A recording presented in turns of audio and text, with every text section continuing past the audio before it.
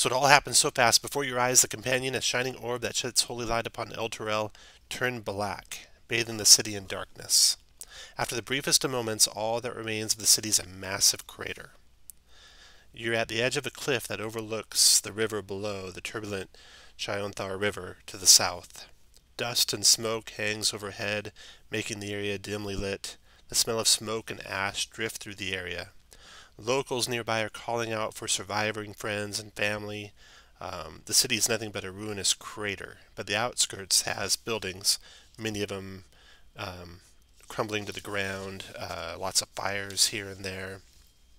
You see several refugees have already begun to gather near a small collection of carts and tents and wagons, forming up in a makeshift caravan. However, there's a number of survivors who've still dealing with the fallout surrounding the city all around you. You happen to be standing there with a group of adventurers having arrived for various reasons or just departed the city for various reasons.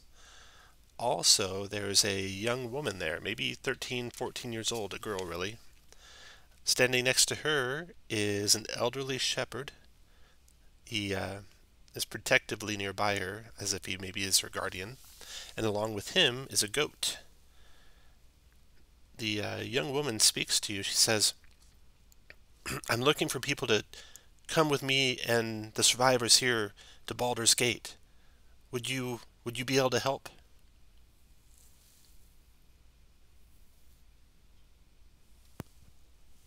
I just ask her, you know, is there a plan or what's the destination and Well, what's the idea? we're trying to gather survivors, and maybe you can help with that too. Once we can round everyone up, we plan to head west from here to Baldur's Gate. I know that the city that you're looking upon, or where it once was, has been drawn into the Nine Hells, but I don't know why or how. I hope we can find something in Baldur's Gate that'll help bring the city back. And be careful, because survivors have seen devils roaming the area. So let's introduce our characters real quick so you guys can see who's standing around you. Starting with yours, Jeremy. Go ahead. Great. Caught me my mouth was full. Alright. Trotty is a little bit older than, I guess, your regular human adventurer. Not quite as young as some of the kids running around these days. More of a, he looks more of a scholarly type, even though he's wearing some armor. Doesn't look to be all that strong, but has a keen eye and a sharp blade. All right. Standing next to him is another big human, Maldeus. Go ahead. Maldeus is he's about 30 years old. He's simply dressed cleric and priest. He's very he's true to his word. He does everything for the common people. If they need help, he's very forthcoming. And yeah. Okay. Next to him, Winter. Right, so she's got her own personal code of ethics, so she's just basically concerned about protecting her family's name. She's a young noble of a weapons dealer, like a very wealthy traveling weapons dealer. So she's in the city visiting her father and on her way back to Very good. And you also, being a weapons dealer, know of a local smithy nearby here. You'd be interested to see if he survived the cataclysm that's just happened. We'll get back to that in a second. Let's go to the Kenku. Hey, I'm Bonk. I'm a Kenku. I'm a Kenku monk. Oh, sorry, I have Q set, so I'm spamming Q in the chat. Can you hear me? Yep, we hear you. Yep. Cool. I'm a Kenku monk. Because my egg was left abandoned in the town, so I grew up among the trash and debris, born without family and friend. Eventually, a small orb bonked on my head, and that's how I gave myself my name.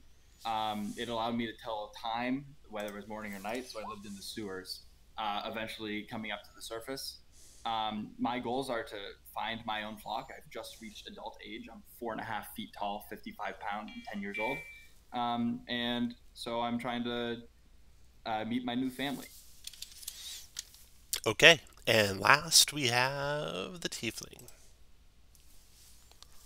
Hello, everyone. I'm Jerumber Incubuson, tiefling bard. You all seem like very fascinating people. Don't really have much to say about myself, except that I used to be a criminal, and I'm trying to live a better life now. Okay, so you four standing around here. You, Winter, know about Wellham's smithy, which is nearby.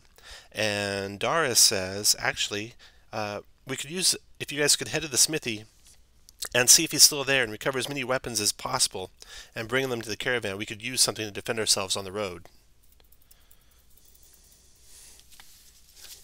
Very well, but it won't be doing any of the heavy lifting.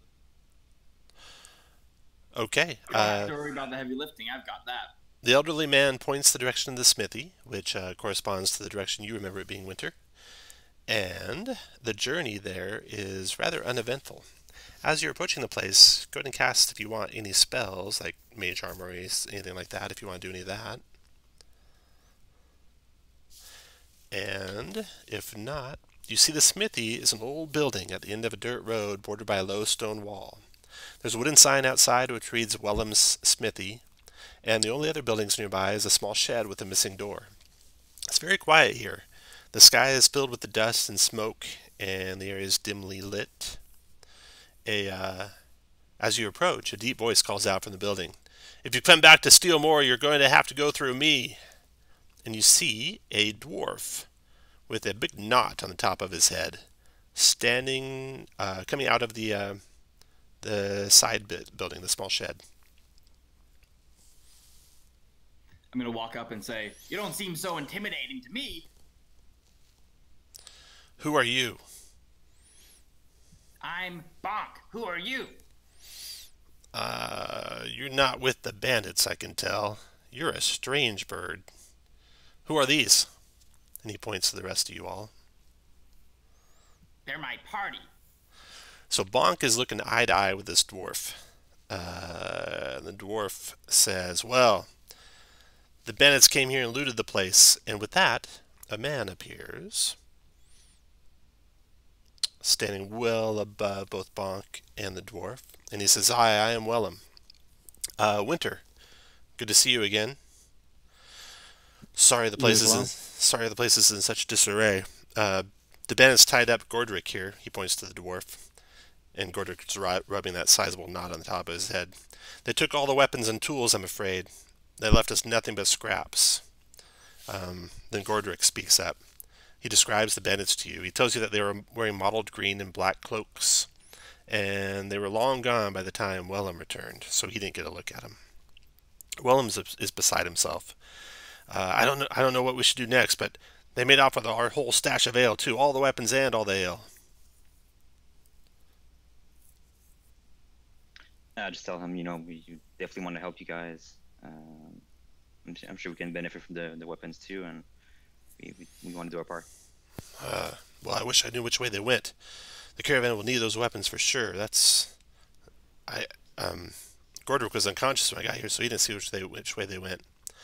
And as he's talking, a female half-elf arrives at the smithy, breathlessly seeking shelter.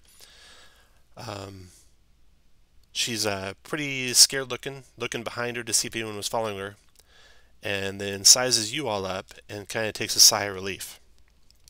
And she says, "There's bandits around. I saw some that direction." She points to the direction she came from. They are wearing green and black cloaks, the lot of them. They're heading into some building that way. She points down a street, deeper into the ruins of the outskirts of the city. Green and black cloaks. Are they a group? Yeah, there was maybe half a dozen of them. That's a lot. We should consider buying matching cloaks if we're going to travel together. That's a good idea. You look around, you don't see any cloaks nor nor are there any nearby clothing stores where you could find some. Maybe we should just take their cloaks. Mm-hmm. Once you find them. Once we find them, we'll just take their cloaks. Then we could have matching cloaks. So you know the direction that they went. It would be not very difficult at all for you to follow them to wherever this building is that they're going into. We could pick them off one by one and then take their clothes. So, Okay. Let's go take a look at the building. Wellham says, well, you know, I don't know how to swing a sword or anything, and maybe me and Gordrick should get to the caravan while you guys investigate.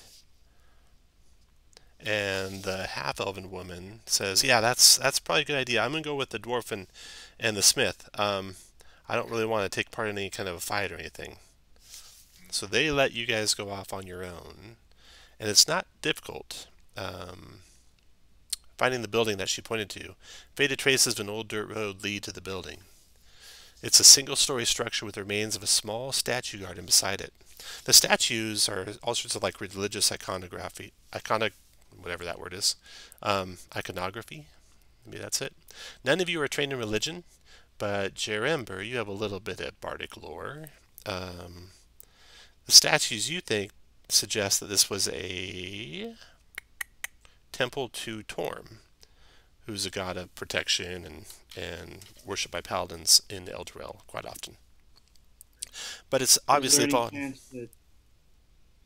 Sorry, go ahead. It obviously has fallen into disrepair and probably wasn't used by the clergy of Torm for some time. There's 2 wooden doors that lead into the building, one of them slightly ajar. The sky outside of the place is filled with dust and smoke, and the area is dimly lit. I'm going to sneak up to the door and try to look inside. Okay. The room beyond is dirty and dusty and empty. However, footprints in the dust indicate there's been a lot of traffic passing through there recently. On the far side, in the dim darkness, is a set of bronze-bound double doors set against the north wall. The center of the room has a big font of water, although it's all dried up. There's just enough natural light filtering through the windows and door from the outside to dimly light the interior. And you can see, perched on the edge of this pool, in the center of the room, is a small knife. And there's a phrase carved into the stonework. You have to get closer to see what exactly it is, but it looks like someone had carved into the stonework with the knife and then left the knife behind. The footprints all go around the font in both directions towards those double doors. I have a map of this, so let me draw that for you.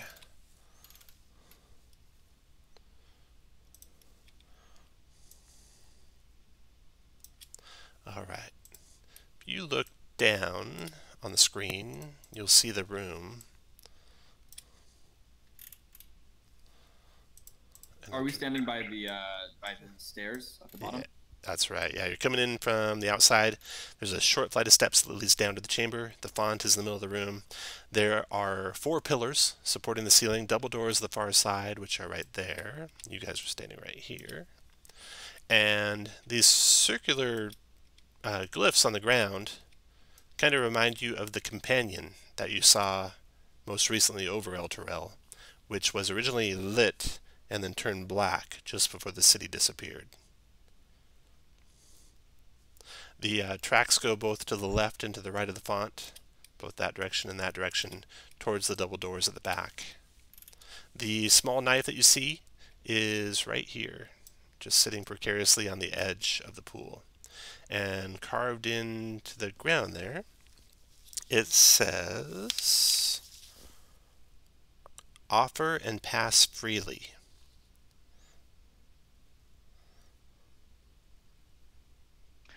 Do we see any blood or any type of... Yeah, careful look around where the knife is, and you can see some blood, just like little drops of blood here and there. It doesn't appear to be pooled in any particular place, but yeah, you do see blood. And there's also some blood on the edge of the knife too. This should be a place of Torm. I'm not sure why Torm is demanding sacrifices. love whatever. So, Destrati, you are trained in, well, you're very observant. And just looking at this place, you notice that the doors themselves are armed with a pulley that goes up into a hole in the ceiling. It's kind of concealed behind some blocks, but you can see that opening the doors would pull on that cable, and looking more carefully around, you see some tracks that lead up to the doors, but doesn't appear that any of the tracks go through the doors. There's like no footfalls right at the right at the edge of the doorway. All right, so I'll point that out to everybody. Mm-hmm. I'll run my finger up the side of the knife. Okay. Cut my finger. You want to prick your finger? Yeah. Okay. You take 1 point of slashing damage. Your blood drops on the ground there. Nothing seems to happen. I'm gonna take a handful of the water. Yeah. Yeah, touch the water. Okay. Nothing happens when you touch the water either. Right. Maybe we have to do all of it.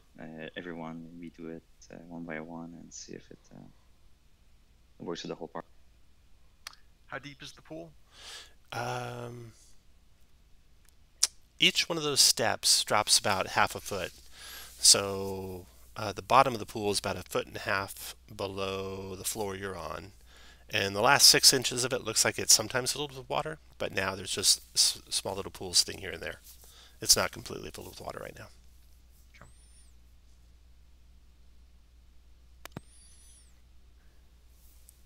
Any ideas? Could I walk up to the iron door and see if I can listen through it, or if there's anything behind it? So did you hear what Destrati told you about it? Just want to make sure you heard what he said. Steps were going up to it, but nothing looked like it. Nothing goes through it. Yeah, and there's a cable from the door up to the ceiling, as if it's got some sort of warning device or trap or something attached to it. There's no pressure plates that you can see on the floor in front of the door, and listening is just deathly silent. Make a perception check for me, however.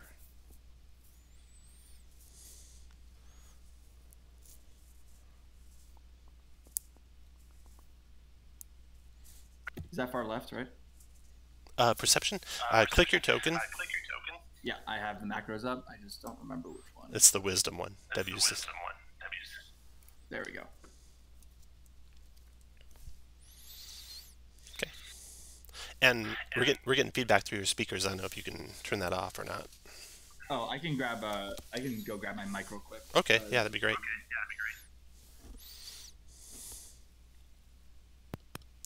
Okay. What else do you guys want to do? So, Well, let's see. Oh, go ahead. Yeah, I was just thinking maybe if we try to prick our hands, but at least maybe each one of us touches one of the symbols on the ground, one of those 4. By the way, are they pillars or?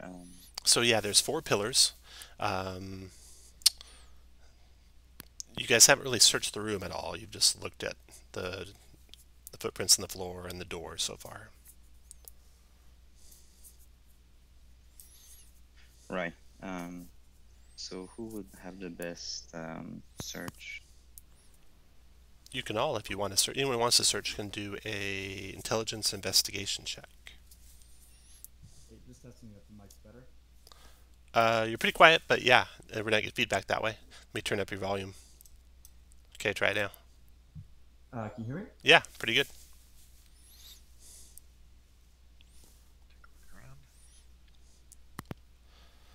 Yeah, I can also turn it up on the mic. I had it low for another reason, so. Okay.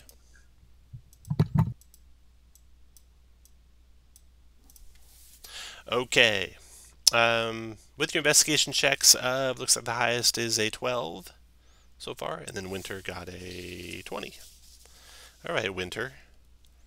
You find there is this black version of the scent, or the companion. It actually conceals. It's actually like a trap door. And you find a little place where you can put your fingers on the edge of it and lift it up, and it's hinged on one side. Well, I'll tell them what I found and ask if someone could come and open it for me.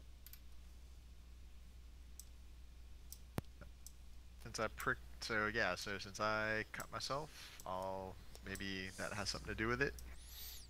Okay. Okay, Disrepair, you open it up, and immediately you can, your senses are kind of assaulted, and all of you can smell it, with the sulfurous smell coming from below. There is a short drop, about 4-foot drop, to a flight of stairs that descend very steeply to the west. You can hear chanting below, and kind of a haunting tone to the chanting, building slightly in intensity with every verse. Can we check if we recognize the words or what they? You don't. It's building. Head down. All right. Heading down, you find this chamber.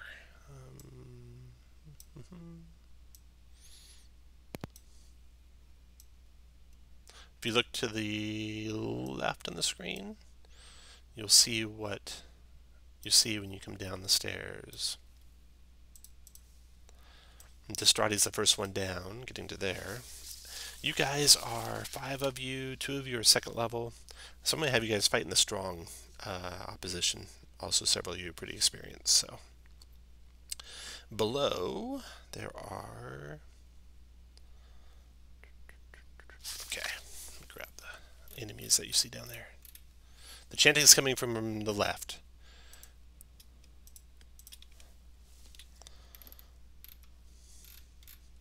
You see some guards, Disrepair, as soon as you get to there, standing in the room, look in your direction.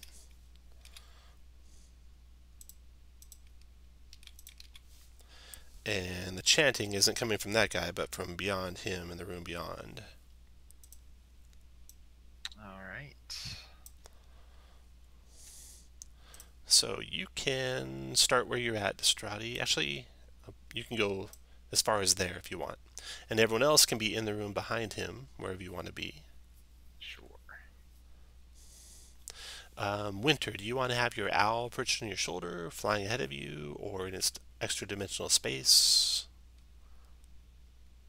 Yeah, on my shoulder for Your shoulder for now? Okay.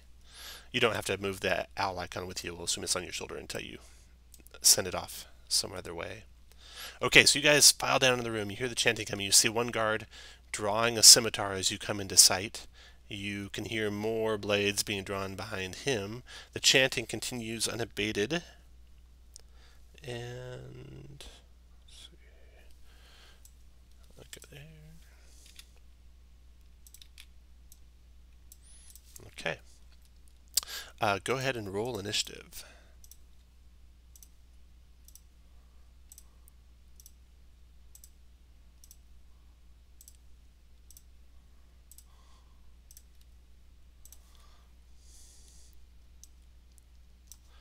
And any of you guys playing for the first time on Roll20 and with the token macros I do, one thing you want to do is make sure you have unchecked alphabetically sort token actions in the My Settings area. That's the gear icon to the top and right of the Chap window. You want to uncheck alphabetically sort token actions.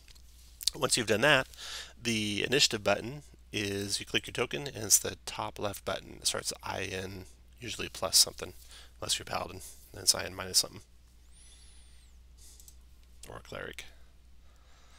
Okay, so I think I have everyone's initiative. Yep, and sorting that. Okay, Disrepair, perfect. You are first to act. Alright. Once you move 1 square forward, I'll draw more for you if you're moving forward. Yep. Alright, so you can see the room beyond. You see another guard to the left. You see some pews, and behind the pews are some statues, and the chanting's coming from all the way around and to the left, from people out of sight still. 10. Alright, now you can see there's another guard there. You see a cultist chanting here. Let's see from that angle. You can see, yeah, you can see another guy up there. And one more cultist up here chanting. All right. And a hellish glow is coming from ahead of you. Any of you guys speak Infernal? Yes, Trotty does. Oh, he does. Okay. It is some sort of diabolical chant. All right. Well, I will stab the guy next to me. Okay. 15 for 10. All right. You stab right through his armor, wound him grievously, but he's still standing. All right. I'll step there to get out of the way of people. 5, 10, 15, and yeah, that'll be good for me. Okay. The cultist, Disrepair to your east, keeps chanting, and maybe with a little bit more alacrity. The bandit, standing to your east, steps forward, sword scimitar drawn, and stabs at you. Gets an 18 to hit you, doing 7 points of slashing damage as it cuts a scarlet gash down your side. Jarember. Jarember, that little leaf icon you were wondering about, that is inspiration. You had it, like everything right on your character sheet, so you started with inspiration. Oh, thank you. You bet. I want to use a bonus action to give Winter Bardic inspiration. Do I need to click anything for that? You can click it just so Winter knows what it does for reference. And Winter, when you want to use the Bardic inspiration, just say I want to use it, and Jarember will click the button, and you can see what Jarember rolls when you decide to use it. So basically, you can use it for checks, attacks, and saves after the roll and before you know if it succeeds. Okay, what else you want to do, Jarember? I will come up here to this guard and attempt to stab him with my rapier. Rapier? All right. So click your token and click the rapier button. He's wearing just leather armor. You easily connect and run him through. Do you want to kill him or knock him out? I'm good with killing him. He drops dead. Anything else, Jarember? Might as well use some more movement and end up over here. Nicely done. Okay. The other bandit. A little afraid of you with your tiefling appearance, but he still draws a scimitar and advances anyway. But his shaky swing misses you. Then the cultists continue their chanting. This one that you can see, Jarember, and Disrepair you can barely see. He turns and looks at the lot of you, and he casts a spell, and a pitchfork comes into view, and he stabs at Jarember with it. The 11 misses you, Jarember. Spiritual weapon, or diabolical weapon in this case, is hovering in the air beside you. It will be right here. You guys can actually move through the space of that diabolical weapon, though, so that's not going to stop you.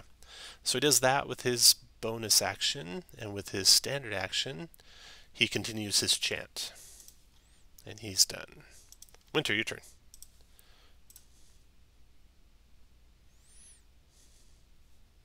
So if I move there, should I be able to hit the one engaged with Disrepair with? You can hit the one engaged with Disrepair, yeah. Okay, then booming blade with my whip. I think booming blade's just a 5-foot range, unfortunately, not the range of your weapon. Oh, it is. Yeah. So you can move next to him, though. You can move next to him and do it. We'll keep that 21 to hit if you want to. That's fine. I'll just use the whip. Okay, the whip is a hit with 21, 7 points of slashing damage to the one on Disrepair. Got it. And after Winter, you hear an agonizing scream from out of view to the north, where those two cultists were chanting towards, and the sound is like of cracking bones and ripping flesh, and the agonizing scream dies, and a horrible, overwhelming, wafting scent of sulfur billows towards you guys, and heat, hot air as well. You don't see what exactly happened, though. Bonk, your turn. Okay, so I can move diagonal, and that's 5 feet, right? That is correct. Okay. That's 25 feet. Actually, so from here, sorry, 20 feet. That's within range of the dart. In order to do a range attack against the person attacking. Sorry if I don't know his name. Jarember or Distrati? Jarember, the one that's diagonal from me. Got it. So I'm going to shoot my dart at him. Fire away. Ooh, that connects easily. 4 points of piercing damage to him. Then I'm actually going to... I'm not within... I don't think the cultist can see me, but I'm going to mimic his chant and try to confuse him. Okay. So I'm gonna start mimicking his chant. Okay, very good. Diabolical chanting coming from all around now. Bonk is done. Maldius, your turn. All right, I'll move next to this.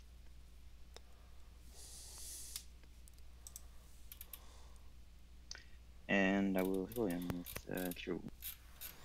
Oh, nice. There's actually a wall between the two of you, but you can do it from right there. Oh, you're right. And then move to where you ended up at, so you'll eventually be there at the end of your turn.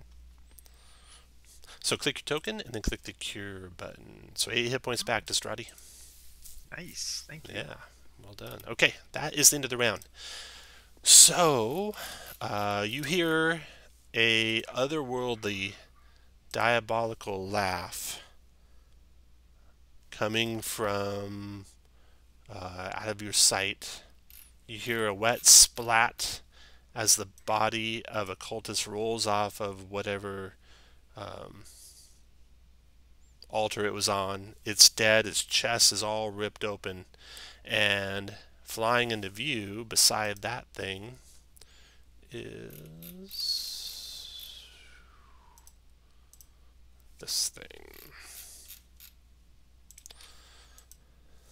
A devilish figure with sharp spines all over its body is flying through the air, coming your direction with a pitchfork in its hand. Let me add him to the initiative. So he's going to be right after Jarember. Okay. Next to go is Distrati. Go ahead, Distrati.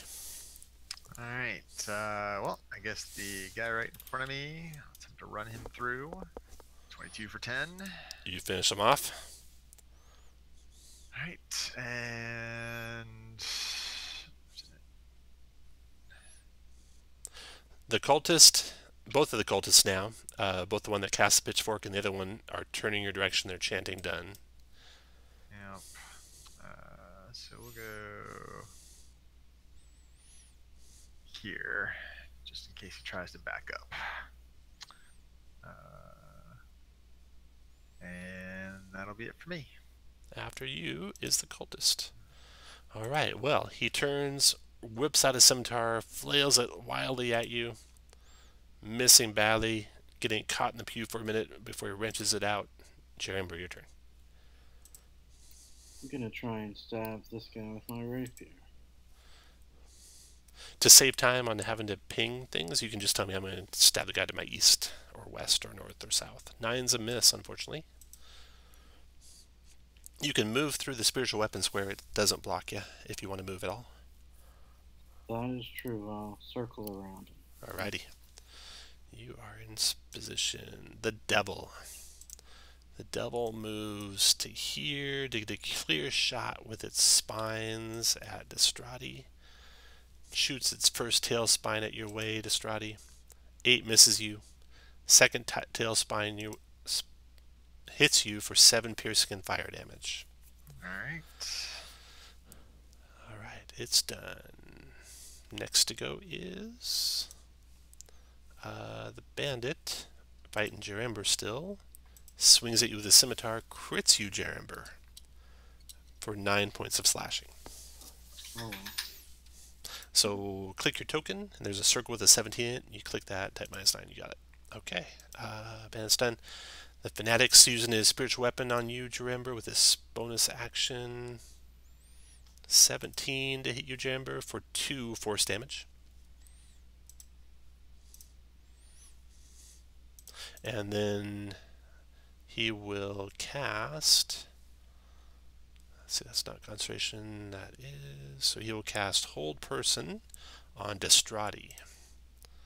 11 Wisdom save to negate as your muscles tense up, Destrati. Oh no. They lock in place and you're frozen. Eek. Fanatic's done. That's you get to repeat that save at the end of each of your turns.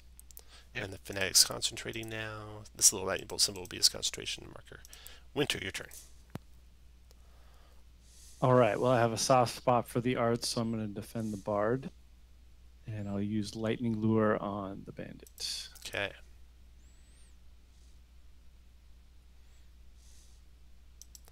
So the bandit's got a 13 strength save, where he's going to be pulled, and then going to take some lightning damage if he gets next to you. So here's his strength save. All right. So you can pull him if you want, and if you do, he takes 2 lightning damage. Yes. Got it. What else, Winter? I never rolled initiative for my owl. I always have him go right after you, so he can go right now if you want. Cool. Then I will have him fly and give advantage to the person diagonal of just with the help action. Okay, let's see. The next person to go after you is Bonk. You want to help? You have to help a person. You can't hinder a person, so you want to help Bonk attack that guy? Okay, sure. Yeah? Yeah. Okay. And then you want the owl to fly back to you when he's done? Absolutely. All right, so he flies back to there. Bonk, your turn. Bonk, if you attack the cultist by Destrati, you'll have advantage on that attack. Great. I'm going to move here. Okay. I'm going to use my bonus action to attack. Is it fine if I do that first? Actually, you have to take the attack action first. So. Okay, that's fine. So I will do my my normal unarmed attack. Okay. That misses. And then as a bonus action, I'll take my second unarmed attack. 12 actually connects. 4 points damage doesn't quite knock him down, though. All right. And then I want to, as a free action, try to draw the attention of the cultist summon the spiritual weapon, right? You think the guy over here is the culprit controlling the spiritual weapon? I want to chant louder and like look at him and see if I can draw his attention. Okay. Bonk, make a wisdom insight check for me, please. So click your token and then click the W button. Nice, Bonk. Okay. You draw the attention of the cultist, but you also notice that you draw the attention of the devil with that chanting. As in, maybe they don't have full control necessarily over that devil, and if you could give that devil some reason not to be fighting you, he might change sides. All right, Bonk, you're done. Maldius, your turn. Okay. I will move and do a Sacred Flame on the bandit below. The bandit by Bonk, he makes a dex save to avoid the Sacred Flame. He gets an 8, so you're going to nail him. Go ahead and click your guy, and then click the Sacred Flame button. 5 points of radiant damage. The bandit goes down. All right, that's it. That's it? Okay, that's into that round. Next round. Destrati, into your turn, you get a save. I'll use my inspiration. Okay. Oh, good choice. You are no longer held. Nah. Alright. The cultist was swinging his scimitar down on your head just in time. You duck out of the way and knock it aside with your shield, missing you. Jerember, your turn. I want to cast Sleep back behind the guy so that it'll end before it gets to destroy. Okay. You can do that. You want to include all 3 of the bad guys in it? Yes. Okay. Roll the sleep button for me. 21 hit points, lowest to highest. It looks like we got... looks like the cultist. He goes to sleep. Prone and sleeping. Okay. And that'll be it. That's it for you? Okay, that's after your turn is the devil. The devil is going to... we can do bite and fork. Okay. He closes in...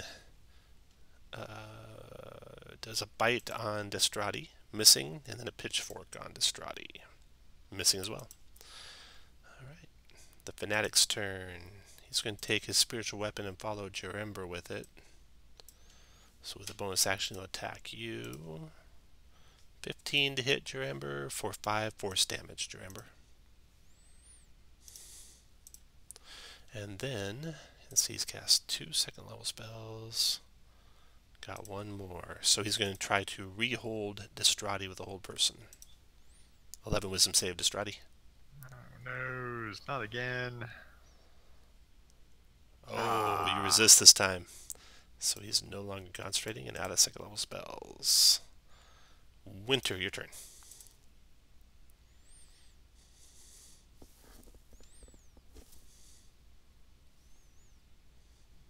And I think I will use Ray of Frost on the...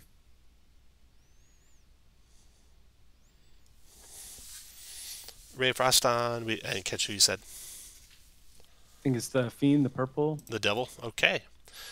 All right. A 19 connects. The thing resists the cold damage, so it takes only 2 points, but it's slowed by 10 feet to the start of your next turn. And what do you want your owl to do? Help Bonk if he decides to also fight the devil. Okay, Bonk, you'll have advantage on your first attack versus that devil. If you attack him, your turn, Bonk. I'm gonna say as that happens, hey, you're attacking my new friend, and run around the devil. Is that okay? Yeah. Like diagonal behind him. Yeah. And then I'm going to use my 2 attacks on the fanatic as I'm like continuing this chant. Okay, you think you have a choice what you can do. You can do the attacks like you're thinking. You think it would actually take you an action to continue the chant in such a way that you could turn the devil to your side. And an action and a high enough check. So which would you prefer? You want to attack or try the action? I'll move here still and do the action. Okay. To try to take control of it. Hopefully also with the idea of, like, if the fanatic is worried about me, it can draw away attention from the other guys. Okay, it's a charisma deception check, and because of your mimicry, you can have advantage on that check. Great. Oh, sorry, that's Constitution. Yeah, you want charisma. Oh, well done. 20 on your deception check. All right. With a clap of thunder and a cloud of sulfurous smoke, the devil decides to leave. There's no bargain here to be made with these cultists who are dying at his feet. Anything else, Monk? You can have inspiration for getting rid of the devil. I think that was my action, so I can't use the bonus action attack. So I don't think I have any other actions. Okay. After you is Maldeus. Your turn, Maldeus. Alright, I'll cast another Sacred Flame, but on the spiritual weapon now. The weapon you don't think can be damaged by spells. Ah, okay.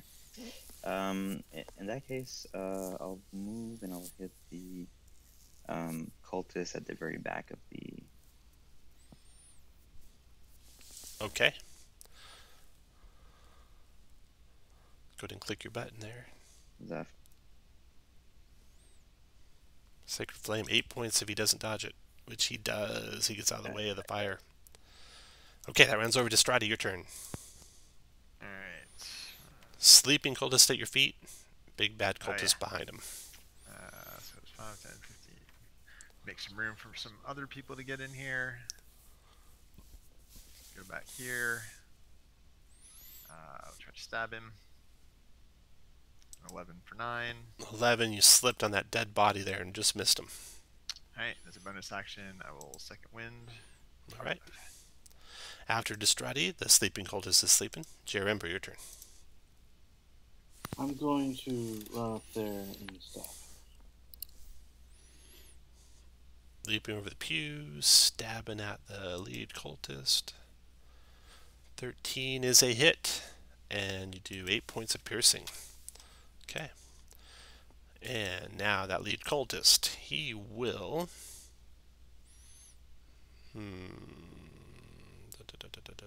Okay, he's done those. He's got that going as a bonus. He'll take his sacred weapon here to Jerember and try and hit you with it. 15 for 4. I think that drops Jerember to the ground.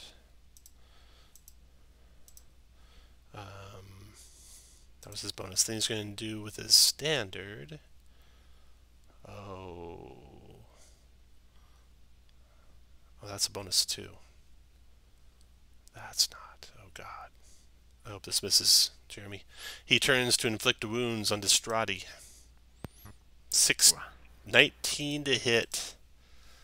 Yep. Gets me and takes me down. 16 points of necrotic damage. Holy cow. That's not... I had 10 hit points after my second. Good thing I second-winded. Yeah, you've been dead outright. Okay, so 2 people are at the feet of the cultist. It's done. Winter, your turn.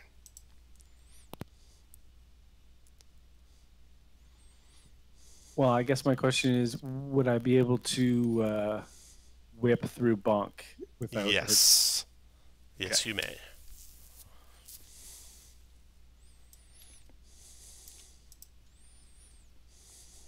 That connects, doing 6 points of slashing. And then same owl will help Bonk for next. Okay. All right. Bonk, your turn. You have advantage on your first attack versus the cultist. You also have currently inspiration. I do inspiration where you have to announce it before. It's not a reroll. It's actually advantage on a roll, so you have to decide before you roll if you want to use it. So. Sounds good.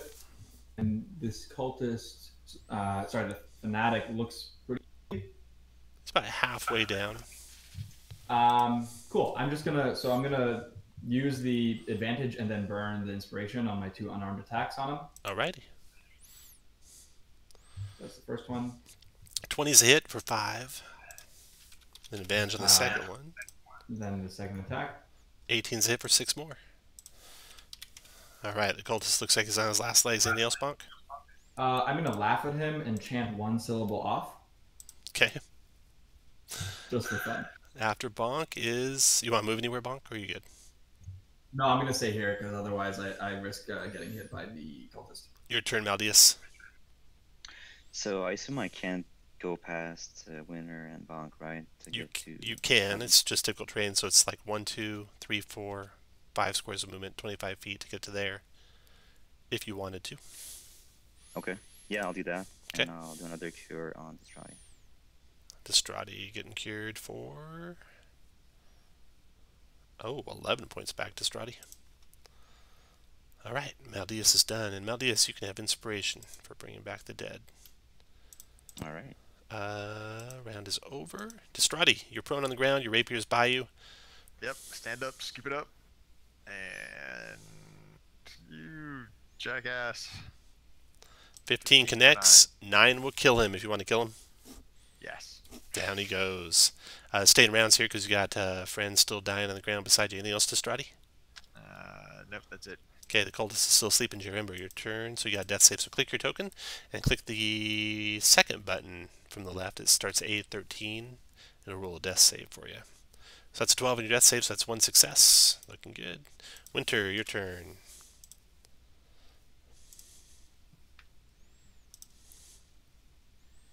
All right, I'm feeling generous. I'll share my potion of healing.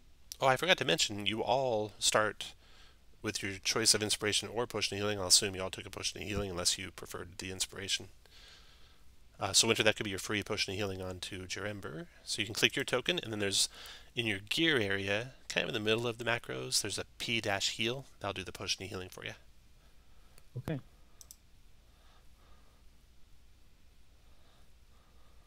Alright, 8 hit points back, Jerember.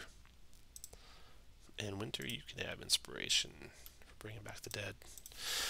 Okay, the cultists all lie dead and bleeding out at your feet. The devil disappeared thanks to the quick actions of your Kinku friend. In the south end of the room, you find a little secret area when you search the place. There's a little secret chamber, and in that chamber, behind the false wall, you find stacked up boxes filled with weapons and supplies, obviously taken from the smithy. You'll also find a small bag containing a potion of healing sitting atop one of the small boxes. The lead cultist, he wears some modest silver jewelry, which you can take, and all of them have some gold and some silver coins in their purses. So you're able to scoop all that up. Right. You can't tell what devil this is they were worshipping, or who they were calling. So yeah, and there's no distinguishing marks or anything when you search the place that identify who this might have been. So you said the weapons were there, but what about the ale? There is some ale there too. Okay, we're not returning that. We're just gonna drink that. Okay. I'm also going to go to the bandits and take one of the cloaks. You got it. Yeah, you can get, gosh, there's 1, 2, 3, 4, 5. So you can each have a mottled black and green cloak if you like. So Wellum rejoices at the recovery of his weapons when you guys return. Even Dara, the young woman, cracks a smile. Wellum, Gordrick, and Valis opt to join the caravan and help them on their way to Baldur's Gate. You guys are received back as heroes. You found the treasure, so you each get 20 gold. You could level up right now if you wanted to. If you want to be level 2 for the next part, you just be forfeiting some gold is all, if you do that. So how much gold do we get? You get 20. You get 20 at the end of this, yeah. And you can get a total of 80. So it's kind of set up so that if you play all 4 of them, you'll get 80 gold. And you can't and you can't go up higher than 2nd level to start any of them. What do you mean by perfect gold? Sorry, this is my first time in one of these. So when you guys take that treasure that you found on the cultists and split it up amongst you, the share is 20 gold for each of you. But sorry, you said forfeiting the gold to level up. So when you are 1st level, you can find a total of 80 gold pieces before you go to 2nd level. But you can go to 2nd level right now if you choose, but then you're just not going to be able to find any more gold at 1st level. And all the gold you can buy at 2nd level is also 80, so you'd be giving up about 60 gold pieces. Okay, cool. I'll stay at level 1. Okay, all right, so you return back to the caravan. Then the young lady...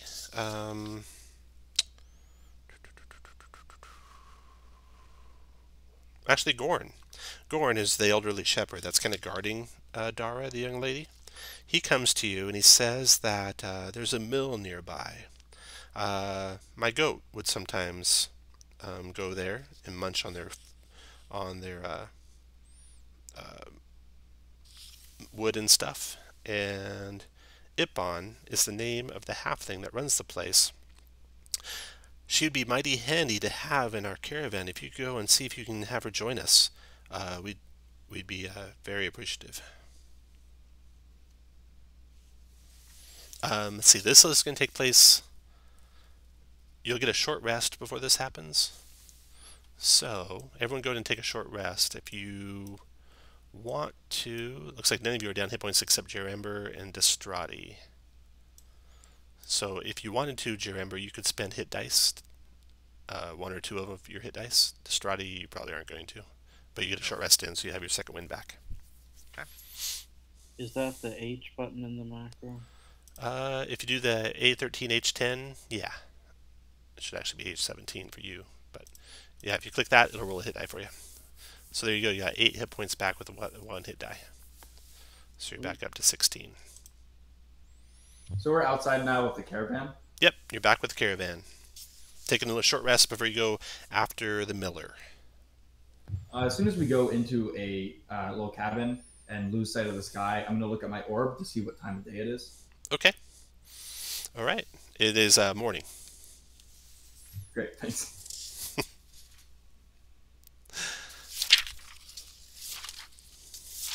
Okay, the miller. Gorn points out a draft horse and a cart with his shepherd's staff, and he tells you that the vehicle belongs to a halfling named Ipin Waston, who runs the mill to the northeast. He asks you to take the cart to the mill and to stock it with as many supplies as it can carry. If Ipon or her assistant are there, escort them back to the caravan as well. The road leading to the mill is well maintained, making an easy trip for the horse and cart. Ipon greets you on the road as you're approaching. Ipon is a halfling, and standing beside her is a human, probably her assistant. They're walking towards the direction you're coming from, and they're carrying a few things, but that's not much. Spotting the empty cart, she throws the stuff on the cart and says, "Hey, we can travel back to the mill and get more supplies." So she hops on the cart with you guys, and off to the mill you go. She tells you on the way, "I know nothing about what's happened," and she quizzes you guys on what happened to Elturgard. I don't know. At one point, I was in the sewers, and then everything was destroyed. Well, you're lucky to get out. I heard about the caravan from a neighbor. I've been trying to send anyone I met to that direction, but I wasn't able to convince this one poet that lives down the road that way. Why don't we go load up the supplies, and then maybe you can go see if you can get him to come with us. Okay. Yeah, All for right. sure. So they take you back to the mill. Ippon starts to load the cart with supplies. Pal's helping. Pal tells you that the resident is a poet named Billiam. He lives near the mill. Maybe one last nudge will get him to join us. He's got very good writing. He'd be a useful addition for the morale of any caravan, I think. So he points you off towards the poet's house. And you arrive there. It's a small house in a secluded area north of the mill. The land surrounding the place is covered with scattered bits of brush and grassy patches. There's a small grove of trees that sits nearby. Billiam sits in a chair on his porch, writing in his journal. "Hello there," he says as you approach.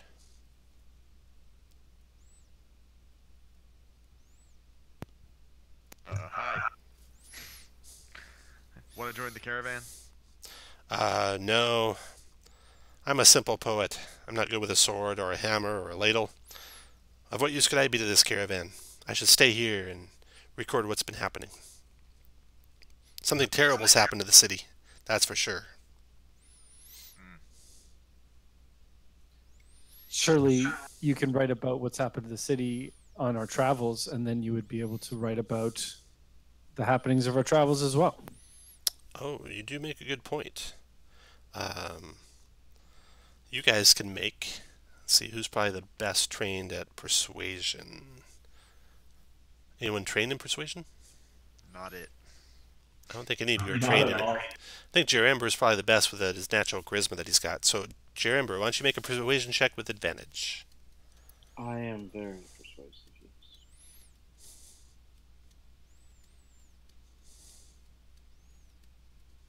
Oh, sorry, wrong C letter. Oh, too bad it wasn't the first one. That is only an 8 on your persuasion check. Billiam shakes his head. He says, well, maybe, but I would need to have a proper travel journal if I was to join you. A grand adventure demands the proper chronicler, of course. Can you help me gather what I'll need? If you can, I'll go. Can I look for a bunch of leaves to make into a book? Yeah, you're looking around for leaves. Says, no, that won't do. I need some ink from clusters of gallnuts and a handful of caroba berries from that nearby grove, and he points to the grove of trees that are nearby. I'll need some proper paper, some high-quality vellum, maybe bound in leather. You can find that from the sage, Tilia Sky. She lives nearby here. And finally, we'll need the proper quills. No fewer than 3 special feathers. You can find them on the banks of a river island in the Chiothar River. But I warn you, stick to the shadows. So, ink, paper, and quill feathers. Ink, you can see the grove nearby. So, setting out to there, you find there are caroba berries on low bushes. There's gallnuts high up in the branches of the towering trees. The area is pretty well lit. The smoke and dust is a little bit parted here. It's blowing the other direction. The sounds of birds and other small animals can be heard within the area. You see the caroba bushes and their cluster-shaped berries are surrounded. Let's see, is anyone trained in nature? I think I saw no. No one's trained in nature. So, Jamber, why don't you make a intelligence check? You're the only person who might have some recollection with your bardic lore. Alright, but as I do so, I'm going to tell the group, you know, if it's fine with you guys, we could just hit him over the head, tie him up, and throw him on the caravan. I'm fine with that. Because picking berries is hard work. I eat a berry.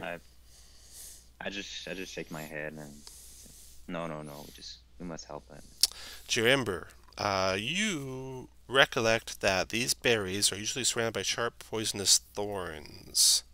So, let's see here. When I was a child, we called them thorn berries. Yes. Probably means they're tasty. You are able to point out where they are at, and you're able to collect them without any difficulty, thanks to your knowledge of nature that you read in a book somewhere or heard a poet say. The gallnuts are another matter, though. They're located on small branches about 20 feet above the base of the towering trees. I don't need anyone to make it. your super perceptive Distrati notices that up by those gallnuts in those trees are some wasps' nests. So gathering the gallnuts there might be a little dangerous. Probably take a sleight of hand check to get the gallnuts out of there without raising the ire of the wasps. Can we shoot down with a bow and arrow at the clusters of gallnuts? That would also be a kind of like a sleight of hand check to hit that without disturbing any of the wasps. I kind of raise my hand and go, if we need someone to steal something, I can do it. That's your little Kenku. Okay, Kenku Bonk, you can climb on up the tree and make a sleight of hand check. Well, I was going to suggest I could use my unseen servant and avoid any risk to any. That's pretty smart too. Would you like to spend the slot for an unseen servant, or do a ritual for it, or? Yeah, I'd have to take 10 minutes. Okay, you guys got 10 minutes. So you do a ritual unseen servant. I don't know if they can fly or climb trees or what. Let me double check.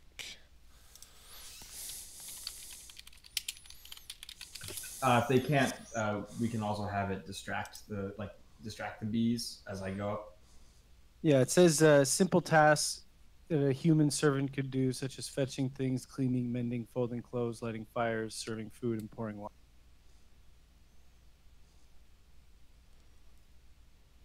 Okay, yeah, we'll say it climbs on up there and bats at the trees and gets stung by 1,000 wasps. And then you guys can gather the berries, or the gallnuts. Okay, so you got the ink covered. Now you need to get the paper. Just a short little walk, 5-10 minutes away, you find a shop at the edge of a nearby village. A wooden sign outside reads Open Skies, SKYE''S. The houses nearby have some broken windows and doors and have been ransacked, and the other area is otherwise deserted. The ground in front of the entrance to Skies bears a scorch mark about a foot in diameter. There's a piece of parchment nailed to the door, which reads Closed indefinitely due to infernal incidents. And Distrati, you notice a bit of green and black cloth, charred, lying on the ground nearby. It's similar to the ones you wear.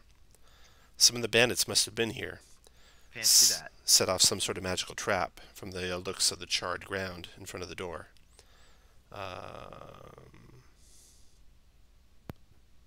Our cloaks off, guys.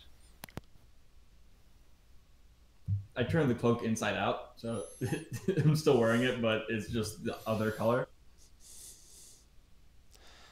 Let's see. To get by without triggering it. Investigation? To find them, I mean. You found them easily enough. Okay. There's some broken windows you can crawl through, so you don't have to go through the door. So now that you know it's unsafe, you can crawl through a window, break the shutter out of the way, and crawl through.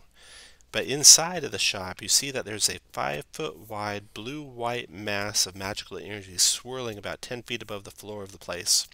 The place is about 40 feet by 30 feet in total. It's completely in disarray. No doubt someone left in a big hurry. You see bits of paper, wood, and yarn covering the floor, which is spattered in ink and candle wax. That unstable enchantment is wreaking havoc inside the shop as papers fly all around in kind of a tornadic-like direction. Not everyone, I don't think anyone's trained in Arcana, so Jaramber, make an intelligence check as the resident bard. See if you know anything about what's going on. 11. It looks like it's some sort of arcane thing, but you don't know how it might function. You would caution against... Can I throw a berry into it? Yeah. When a berry hits it, it cracks and sizzles with lightning. You would caution anyone not to touch it. It's about 10 feet above the ground, centered in the center of the place, so you guys could definitely search all around the place without touching it. It just kind of makes the hair at the back of your neck stand up, and you're not real sure it won't just blow up at any given time. Can I send my familiar to hover around it a little bit? Uh-huh. It can get close. If you want to have it touch it, let me know. That's all right. Okay. It definitely is packed with energy, and you definitely don't think you want to touch it. 10 feet off the ground. If you hug the wall or stay prone, you can try and gather up pages of vellum. It'll take some time. It'll take you to make an investigation check to find all the necessary paper and leather binding supplies. And basically, it'll take it'll take 5 successful checks at DC 12. So, if you all want to try to help, you can all make a DC. Oh, but if you're crawling on the ground and avoiding the arcing ball of magical energy, you'll make these checks with disadvantage. So let me do it one at a time, so you don't all go at once. Bonk, do you want to try and help find paper and vellum? Yeah, I'd like to first check my orb again to see what time it is. I'm pretty sure this is a second sun. Ah, nice. Okay, still morning. Knowing that, I'm going to just walk normally and investigate. Okay. I can't afford the disadvantage on this one. Okay. Yeah, intelligence investigation. 11. Okay, so you don't do a whole lot to help. Distrati, you're finding a lot of very pretty ones. So my passive investigation would be 12 with the -5 with the disadvantage to cancel out my observer. You can take that. All right, I will take the passive 12. So you won this one success. Winter, go ahead. So can I crawl to avoid it, but use Yep. my familiar to give me a... Use your familiar to help you. Yeah, and that way it would cancel out. Okay, go ahead and make a regular intelligence investigation check. So you don't help. Maldius, go ahead. You don't help. Charimber, go ahead. I'm feeling brave, so I'm just gonna walk around trying to collect the paper. Okay, no disadvantage. Got it. Wow. Okay. After some searching, at which point Distrati's collecting a bunch of stuff that'll be useful, the rest of you are finding torn up pieces of paper and junk, and Bonk has got some pretty rocks. Lightning discharges from the orb. Everyone has to make a saving throw. If you're avoiding it, you're going to make the saving throw with advantage. It's a DC 11 con save, and you will each take 4 points of lightning damage, or 0 if you make the save. It's advantage on the save if you're trying to avoid. We'll go with... Okay, so Distrati, you make it, so you take none. Maldius, were you taking disadvantage on your checks? Right, yes. You were? Okay, so you had advantage on the save, so you made it. Jamber, you made it. Bonk, you made it. Winter, you made it. Go to roll for your owl, Winter. See if your owl made it.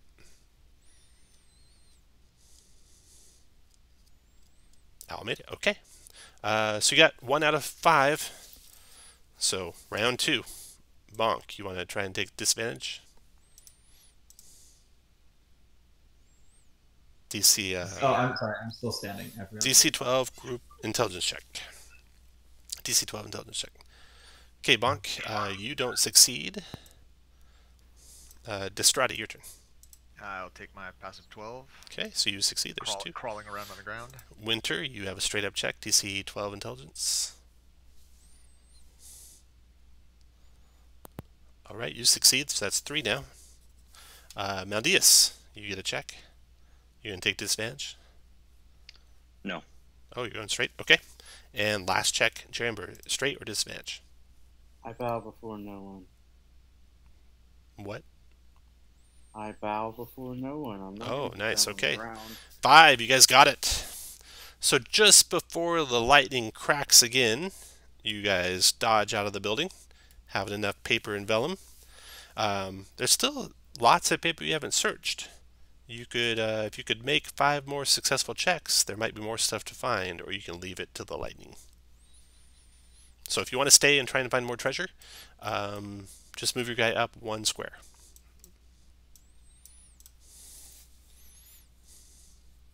Looks like you're staying and finding more treasure. All right, very good. All right, so you just got to get 5 successful checks again. Bonk, go ahead. disadvantage on the check? I'll say. Absolutely not. Okay, you're taking straight up. Great, go for it. Still nothing. Destrati, you automatically can find one. Winter, go ahead. Winter, you want your owl to help? Yep. Okay, you Yeah, same. succeed. Yep. Maldius, go ahead. So no disadvantage. No disadvantage. Okay, no help. Jerember, go ahead. Should I just be outside collecting all the paper together? What was that, Jerember? You're not going to help? Yeah, I'll just keep the paper outside. So in you're case they all not die. helping? Okay. Lightning arcs out of the building, even hits you, Jerember, even though you weren't helping. So you have a DC 11 Constitution save, and everyone in the room has a DC 11 Constitution save. 4 points of lightning damage, or 0 if you make it. Advantage if you were taking disadvantage on your checks. So, Destrati, you made it. Maldius, you made it. Bonk, you made it. Winter, 11, you made it. The one who did not make it was Jerember.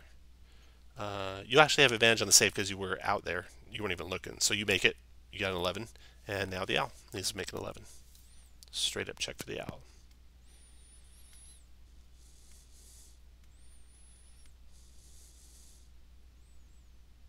The owl, Winter. Con save. Oh, sorry. Boom, made it. Okay, so you've got 2 out of the 5. So, back into the room. Bonk, go ahead. Bonk is not worried at all. Never. So he's going to be walking around taking this. Bonk has found he's pretty sure a couple sapphires, several diamonds. Destrati, go ahead. You're automatically successful. Winter, go ahead. You're successful. Need one more. Maldius, go ahead. Alright, same thing, no disadvantage. Made it. Alright. You find a spell scroll of protection from energy hidden in one of the paper piles, and a small lockbox behind the counter containing a handful of valuable gems. So you guys make it out of there with the papers and leather and gems and a spell scroll. Now you press on to the river. You climb down toward the Chiothar River and spot a stretch of land jutting out from the water. Even from the riverbank, you can see a number of feathers drifting about on the beach. The island is about 60 feet from the jagged shore of the river, and the river has a brisk flow in the area. You think you could swim across with a successful athletics check. You could climb and jump across some large stones that reach towards the island with the acrobatics checks. I got a quick question. Yeah. Did he say state of the shadows or state of the shallows? Shadows. Shadows. Like okay. the darkness, yeah. Or you can use a survival check to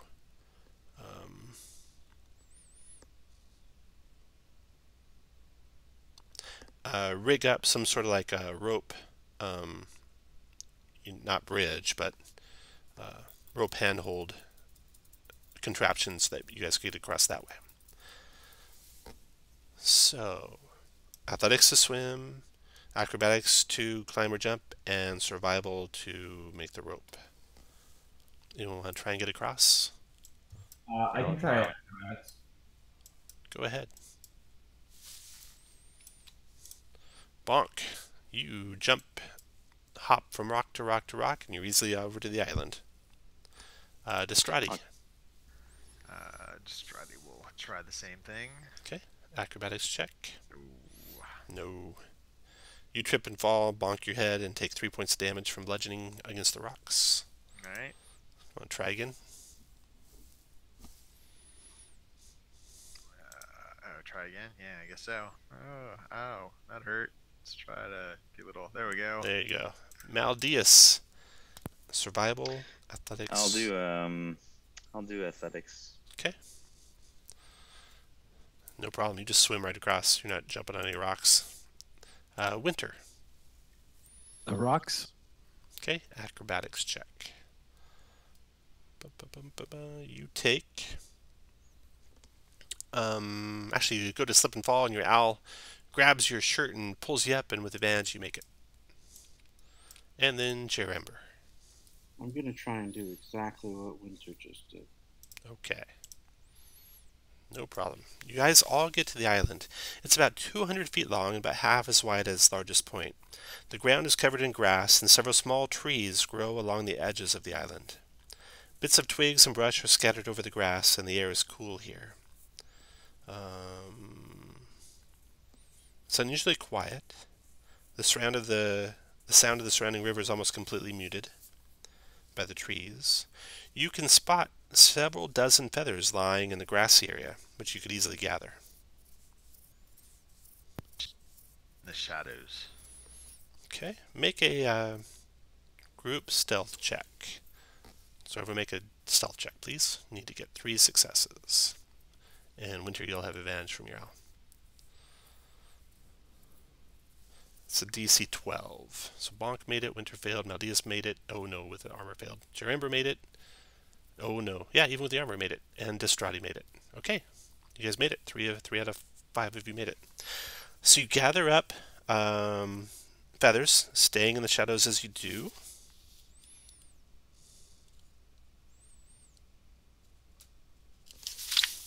After collecting all the supplies, you return to Billiam. And Billiam thanks you for your assistance. He happily joins you on your way back to the caravan. He packs up his belongings, joins you on the trip to the mill, then back toward the caravan with Ippon supplies. He begins to write in his new travel journal as soon as he gets to the caravan, but while he started writing, you guys get to take a short rest if you want, and you are approached by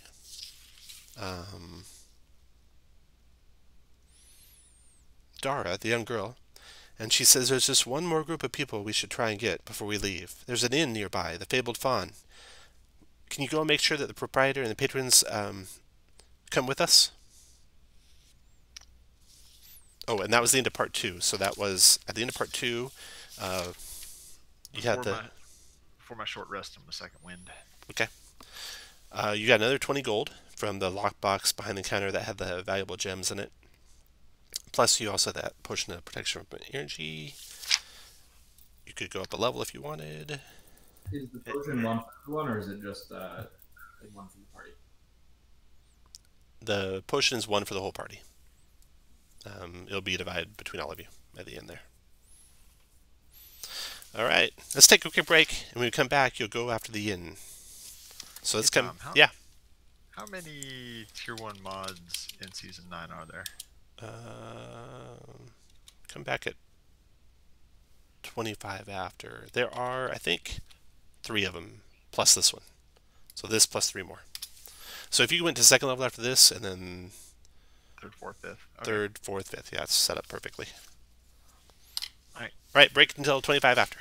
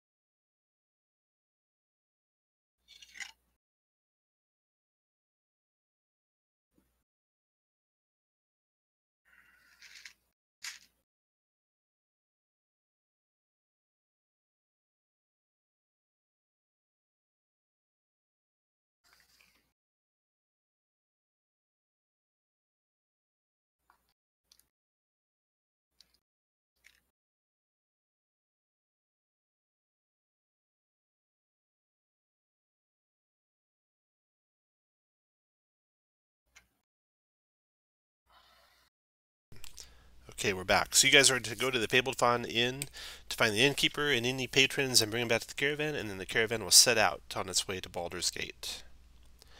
As you make your way up the road, you spot fiendish creatures hammering at the inn's front door.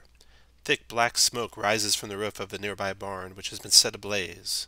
You hear voices inside the inn shouting and cursing at the encroaching devils, as you watch the devils smash the door open and charge into the inn. The devils aren't like, pit fiends or anything, luckily.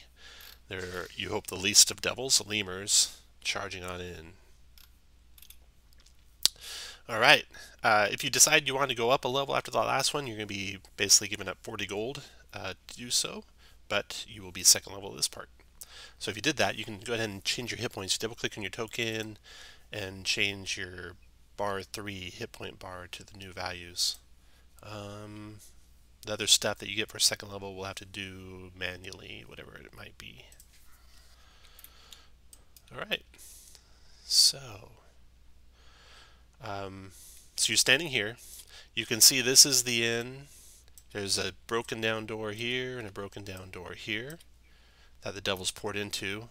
They were ahead of you by quite a ways, so you had to rush to get to here. They were already inside by the time you arrive at this location. The barn is over here. The barn doors are actually ajar, both of them, and smoke is billowing out of the barn. So, everyone roll initiative.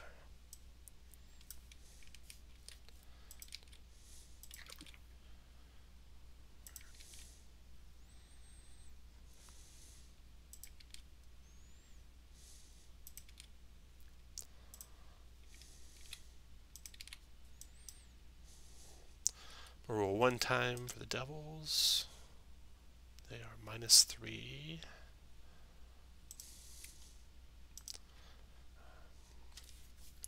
So 11.97.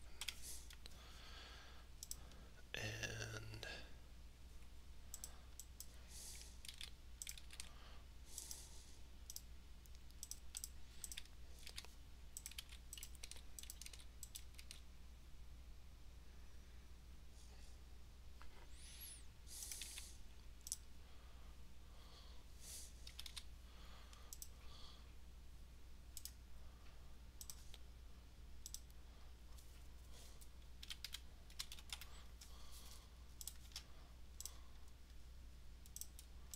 okay, Monk, you are first act. You can see one lemur just inside the door to the left. And the voices that you hear yelling are coming from that direction as well. And do I hear anything from the barn? You hear the whinny of a horse, and that's all. Okay, so I think Bonk would probably go towards the door that he doesn't see the guy. And that door's closed. You see him through like a window. They're both bashed open, so where the red X's are, you can walk right through. Oh, the X's. Okay. In that case, I'm going to move. Let's select. There we go. Oh, sorry, I was looking at the wrong character.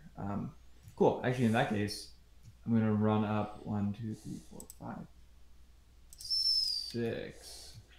Yeah, I'm going to run up, just run into the building and begin to attack this guy. Okay. When you get to here, before you move all the way in, you can see in the building, so you might change your mind. You see a whole horde of devils trying to break down a door right there. You see the flight of stairs that descend to the left.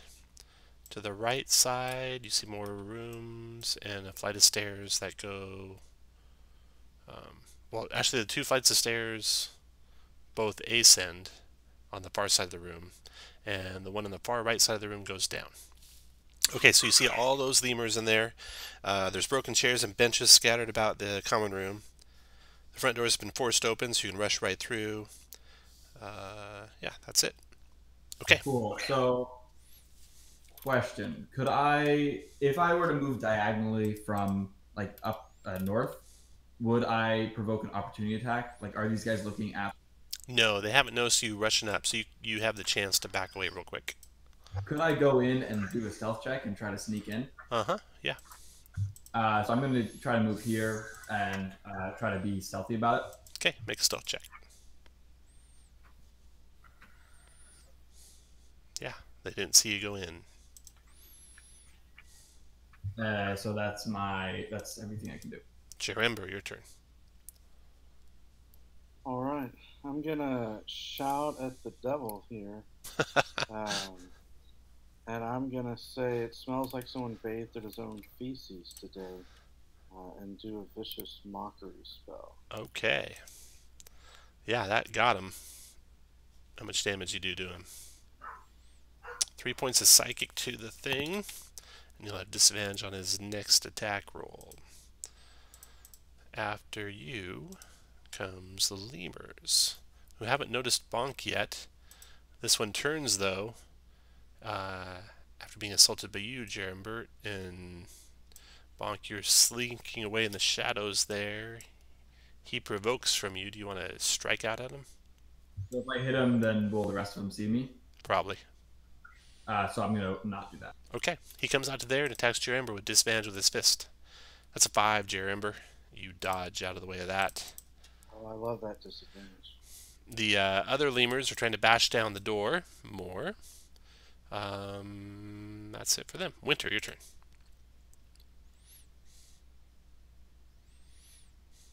All right, and I'm going to rapier and booming.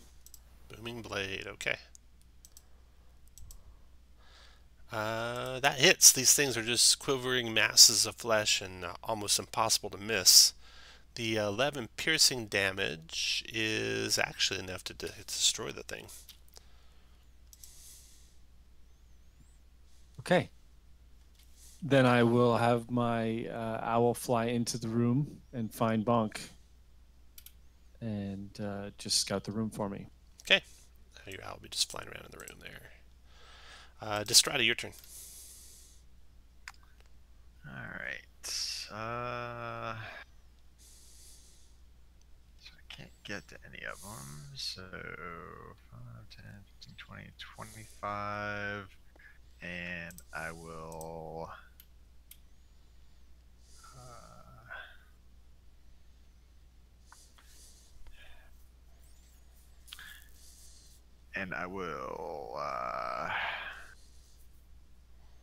I guess I'm ready to attack. After you, Maldeus, go ahead. If I move just below winter, am I able to target the second slime across the door? Yeah. With Sacred Flame? Yeah. Alright, I'll do that.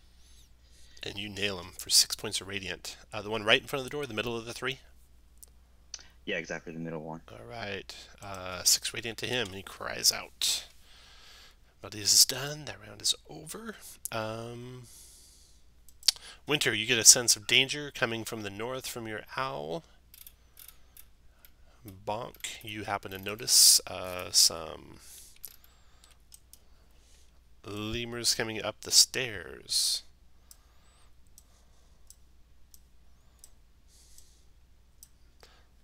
They'd been ransacking whatever was in the basement, and they're coming up. And they are pretty slow, though, to act. You'll be way ahead of them. Go ahead, Bonk. So a couple questions. Do I get a sense of... We're coming here to see people, right? Yeah, you're trying to find... you heard the voices coming from, you think, beyond the door that the devils are attacking. You see no other people, so maybe they all barricaded themselves in that room. Okay, and so I don't get the sense that there's like people went upstairs for any reason? You don't know, but you're for sure there's people barricaded in the door the devils are trying to break down. Okay, great. In that case, I'm going to... And are the guys to my west aggressive? Are they like starting to come towards? They're like facing the main... They haven't seen you yet. They're just throwing chairs around. You think the 3 by that door are going to break through that door this round if you guys don't stop them? Okay, cool. I'm going to rush in and attack the one. I'm going to rush here and attack the one hitting the door, the middle one. Okay. with my unarmed. 14 connects, 5 points of bludgeoning still there. 17 finishes it, sends him back to the 9 hells. And that's everything I can do. Jerimber, your turn. Alright. From where I am, I can see one of them diagonally through the door. Sure, so I will tell him that he's the ugliest little devil I've ever seen. Vicious mockery. Got him. 1 point in the psychic and disadvantage. Next to go. Go ahead and finish your move wherever you want. Next to go is the lemurs. Okay, this one, south of Bonk, turns around and smashes Bonk with a fist. 19 to hit you, Bonk, for 1 point of bludgeoning. This one is smashing at the door with his fist. 12 is a hit on the door, but 1 point of bludgeoning does not finish the door in. This one comes near to bash the door with his fist. He hits it for 4 more. The door is knocked in, Bonk, and you see a startled woman there. Obviously a cook or a bartender, and hiding behind her is a elf. The woman sees you, Bonk, and sees you, Maldeus, and cries out, "Help us! And help my husband! He's in the barn!" Lemur's done. There's that room.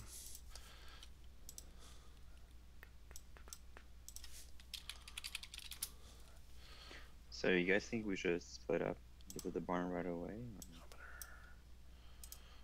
I think we should probably try to get these guys out of the building without necessarily attacking all these guys. And then probably go to the barn. So she's there, and behind her is an elf. There. And that lemur destroyed the door. He's done. Then this lemur, he comes across the room. 1, 2, 3, 4, 5, 6. But that was a double move for him to get to their Bonk. And they are done. Winter, your turn. So if you didn't hear Winter, she cried out to help her husband who's in the barn.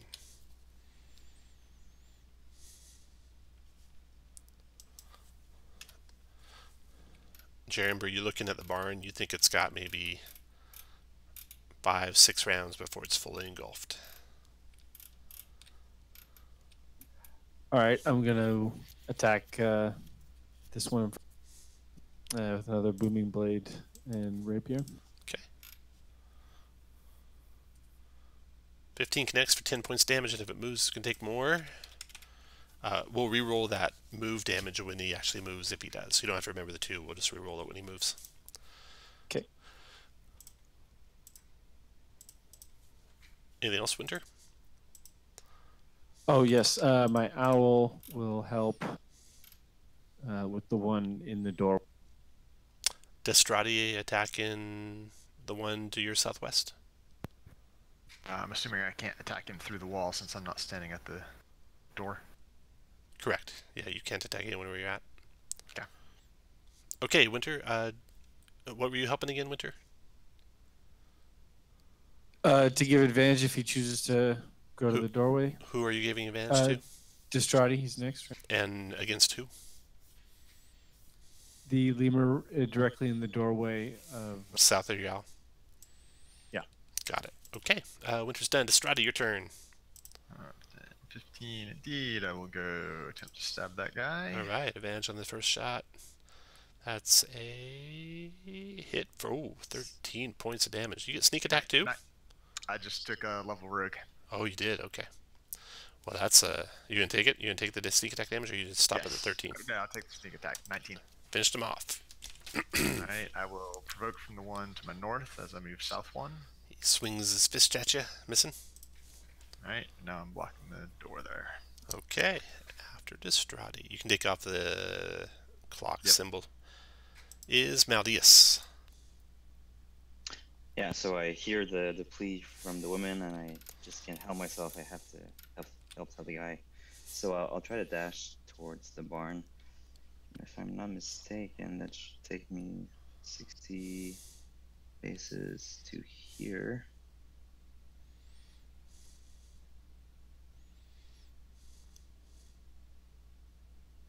Maybe one more. That's 50 feet. You can go 10 more feet. Diagonals are only 1 if you're counting more. There you go. Okay. You can hear the whinny of maybe 2 horses in the barn. You can only see part way into it. It's basically a cloud of black billowing smoke. You don't see any open flames in the like 10 feet of the doorway, just billowing smoke. You don't see any people within 10 feet of the doorway. You'll have to drive yourself in to see any better. After Maldeus comes the lemurs coming from the stairs. This quivering mass of flesh is charging your way, guys. Luckily, they're not super fast. That's a double move for that guy. 3, 4, 5. That's a double move for him. 5, 6. 1, 2, 3, 4, 5, 6. 1, 2, 3, 4, 5, 6. Okay, so they just double move. They're done. That round's over. Bonk, your turn. I feel like Bonk's a little overwhelmed and doesn't know what to do besides just like killing these things. So it's going to take a strike at the guy to his northwest and then take another one to the south. If he kills one. Northwest first. Okay, fire away. 21 for 4, dropped him. And then to the south. Miss. Anything else, Bonk? That's his turn. Your turn, Jerember. I'll be joining Operation Animal Husbandry over here. Dashing up to here, and I will tell Maldeus next to me, don't worry, buddy, I'm not easily damaged by fire. The devil spawn tells you that, Maldeus. Jerember's done. Lemur's turn. Okay, the lemur's at the door. One to the southeast is attacking Bonk with a fist. That's a crit. Bonk for 7 points of bludgeoning damage. The one to the west is attacking Trotty with a fist. That's a hit to Trotty for 3 points of bludgeoning damage. Got it. So Bonk, you click your token, click the 9 in the circle, and type -7 and enter. And it'll update your hit points for you.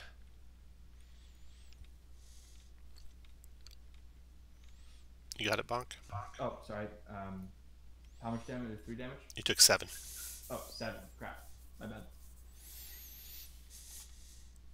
For some reason, the clicking. No, select. Oh, you already updated it?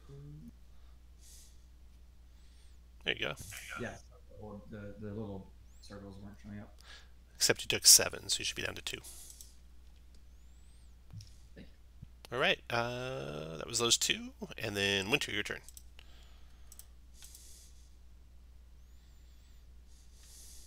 And a good old rapier and booming blade.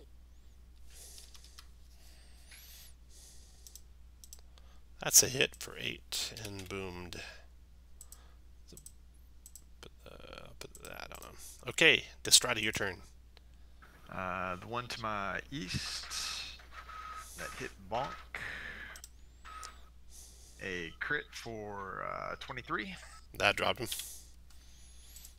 All right. That'll be it for me. Okay, after Destradi, Maldeus, your turn. Okay, I'll just try to move in front of the barn doors and see if I can see anything else. Okay. I mean, are the barn doors open? Yeah, the barn doors are open. Okay, that's as far in as you can see from there. So you've moved 15 feet so far. Okay, you moved 25 feet, and you can see a little bit more. Let me show you what you can see. So you can see to the right, through the billowing smoke, there is a ladder that goes up to like a loft. And then straight ahead is, to the right is a horse stall.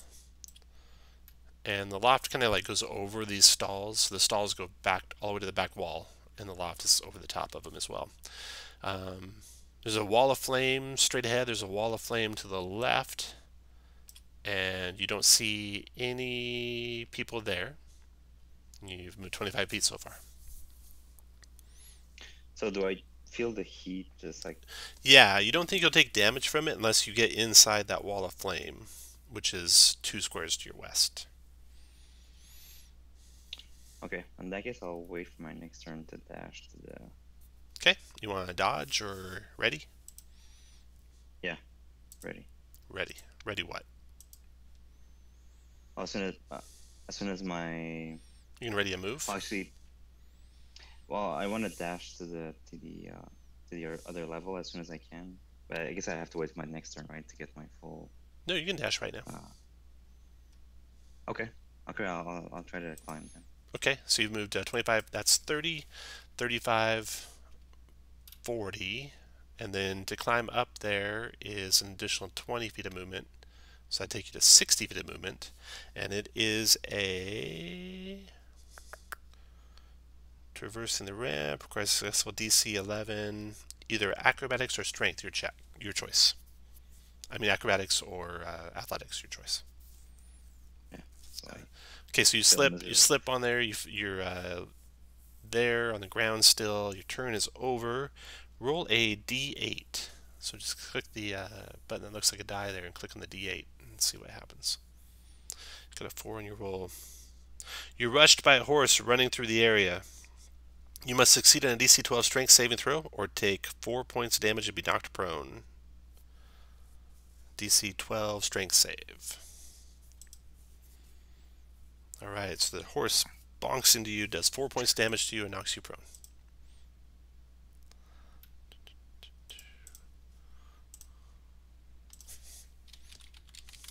You can see the whites of its eyes. It's completely scared out of its mind. And you're done. Okay, Lemur's turn. The quivering mass of flesh is charging ahead. 1, 2, 3. That first one gets to bonk.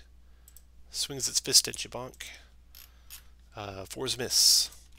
1, 2, 3, 4. That's a double move. Wait, no, that's a single. No, it's double for them. 1, 2, 3, 4, 5, 6. Double move. 1, 2, 3, 4, 5, 6. 1, 2, 3, 4, 5, 6 to there. All right, the lemurs are closing. Round is over. Bonk, your turn. It doesn't look good, guys. I'm going to make my 2 attacks against the one directly to my north. Okay.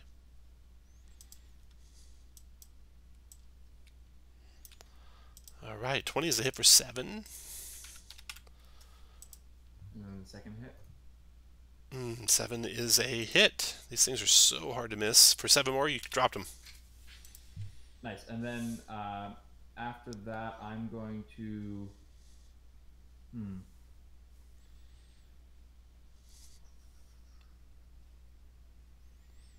I'm going to provoke an attack and run out of the building. That would actually provoke 2, so you still want to do that? Because when you leave that square, you can't go diagonal because it's a hard corner.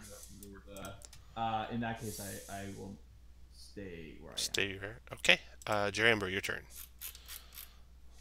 Alright, I will go in here and search for the husband guy. Okay. So that's 1, 2, 3, 4. That's 20 feet of movement so far. You can see the same stuff. There's a crazed horse there. You could actually make an handling check to try and get out of the way. That's an action if you do that. Or you can move deeper in. I'll just go deeper in. Okay. It's fine. All right. So from there you can see wall of flame to your right, wall of flame ahead. You can't see the stalls to the right or deeper in the barn from there, but that's a single move so far. Still got your action left. I was hopeful that horse wasn't going to take an opportunity attack.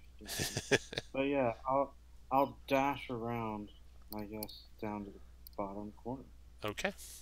That's 1, 2, 3. You can see the bottom corner looks like this. You got 15 more feet. Yeah, in by the ladder. All right. So there you are. And roll a d8 for me, Jaramber.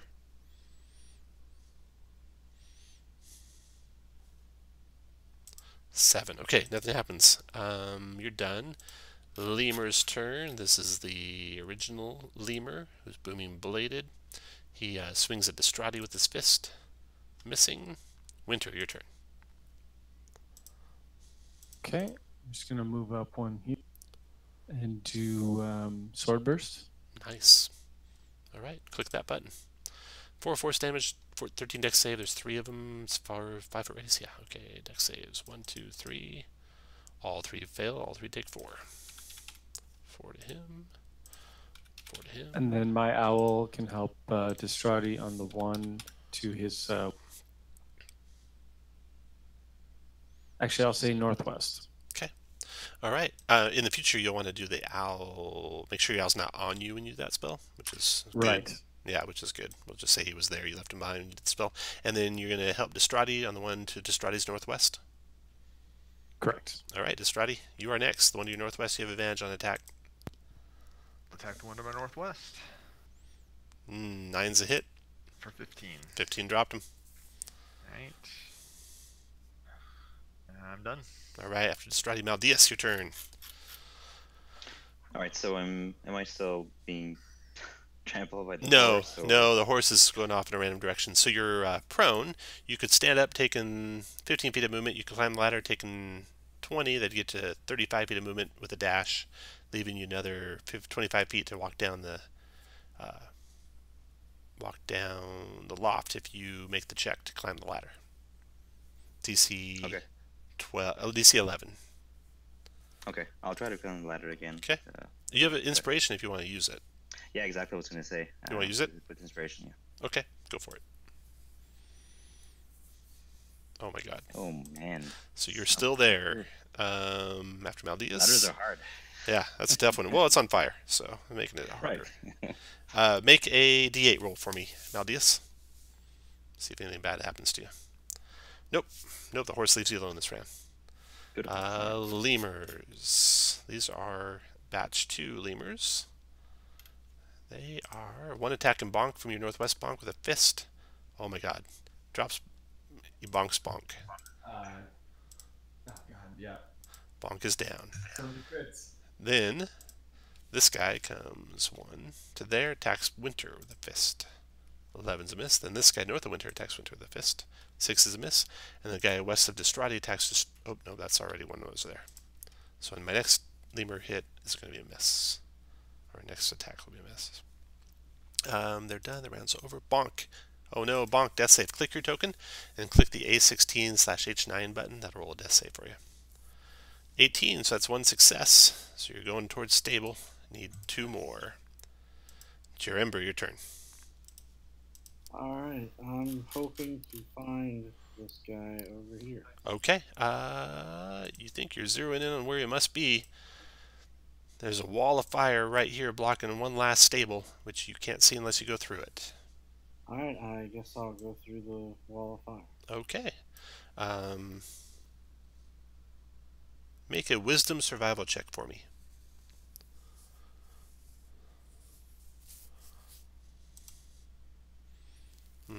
8, okay. Now the fire does 9 fire damage, but you resist, so you take only 4 fire damage. And lying on the ground there is a man. His head has got a big bruise on it. Looks like he'd been pummeled by a horse, and he's lying prone on the ground unconscious. Then I will yell to Maldius that he's here if he wants to help. Okay. Yeah, looking back, you don't think you get him through that fire safely. You don't think. You probably need to lift him up to the loft and carry him down the stairs. Jerember, you're done. Roll a d8 at the end of your turn, Jerember. A beam falls from above. You must succeed on a DC 12 dexterity saving throw or take 2d6 bludgeoning. You know, I'm going to go ahead and use that inspiration. Alrighty. Very good. Oh no. That's a 11 on your save. So not quite. So you're struck by the beam. I'll let you roll. Roll 2d6. You want to roll low. Good job. 2 points to you. Let's see. It does not knock you prone unless you were to go to 0 hit points. So you are still standing. Throw the beam off your shoulder, and you protected the man there. And Lemur's turn. He attacks and misses. I rolled it, missed. Winter's turn. Okay, I will send my owl to Bonk to feed him his own healing potion. Okay. And actually, you'll go first, so go ahead and do your action, and then we'll do the owl. Okay, well then I'll leave the owl where he is in that corner, Mhm. because I'm going to do sword burst. Okay. Dex saves. 1, 2, 3. All fail. I'll take 3. And then, yeah, I'll send the owl to heal up Bonk. All right, Bonk. The owl takes your potion and pours it down your throat, so you can roll your potion of healing. 9 back. Nice. Winter's done. Trotty, your turn. All right. Bonk is conscious again, yes? He is. So I will step up. I will attack the one directed to my north. You hit. 8 for 16. Dropped him. And I'll provoke from that one, stepping back in front of the door. Swings his fist at you. Missing. Just in case. Destrati's done. Destrati, you can have inspiration for protecting the people. And Maldeus, your turn. Okay, so I heard him cry that he has a guy, so I'll try to help him get him out of the barn. All right. So I'll move towards the... Oh, you think the only way to get him out safely is to lift him up into the loft. Do you want to try and climb up to the loft? Okay, yeah, I'll do Okay. that. DC 11, athletics or acrobatics. Boom, you made it. All right. So 1, 2, 3, Yeah. 4, 5, 6, 7, 8, 9. There we go. Okay, so you get there. You're done. Next go is Lemurs. 2 of them. Both attack Winter. Fist. Fist. Both miss. They are done. Round's over. Bonk, your turn. Oh, I'm sorry. Maldeus, roll a d8 for me. I almost forgot the end of your turn. All right. 2-0. A draft sends a swarm of embers in every direction. You must make a DC 12 Wisdom saving throw or take D6 fire damage. DC 12. So you're going to take D6. So roll D6 and don't roll a 6. 1 point. Nice rolls. Okay, so you take 1 point fire damage. And then Bonk, your turn. Okay, so it's just I come up. I'm prone, right? Yep, you start out prone with whatever was in your hand on the ground beside you. Seeing as I just attacked my fists, that's okay. I'm gonna run up here. My first attack to the south. Ooh, crit for 5. Still there, though. And then take another hit to the south. Hit for 5 more. Dropped him. Okay, Jerember. You can try and lift the guy up to Maldeus. It's a strength check, DC 11. I'm thinking I might be better off just providing the help action for Maldeus to lift him. You can do that. Okay. So you're going to help. You're done. Roll a d8 for me, please. 5. Nothing bad happens. Lemur's turn. Those lemurs are gone. So let me take them out of initiative. Winter, your turn. All right, I will rapier and booming blade just in case. You hit and kill him. You can move now, too, if you like.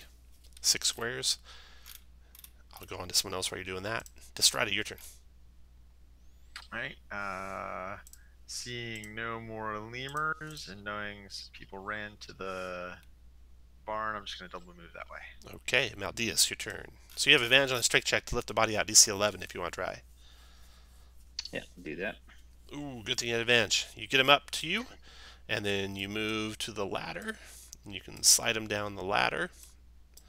And that'll be the end of your turn there. Next round, you'll be able to get out of here, assuming you survive this round. The horse is off in the barn somewhere, you don't know where. Roll D8 for me. Want to roll high. Oh, God.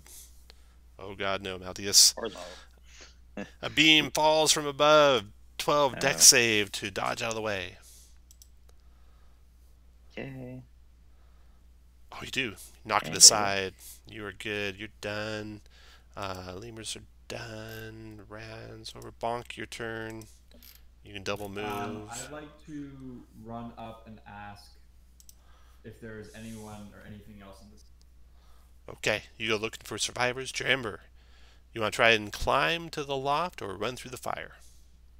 I'll just run out through the fire. Okay, yeah, you got enough movement to get out. Make a... you don't have to make any rolls. You're going to survive no matter what. Here's the fire damage you take. It is 7 points, down to 3 because of your resistance, and you are out. Winter, your turn.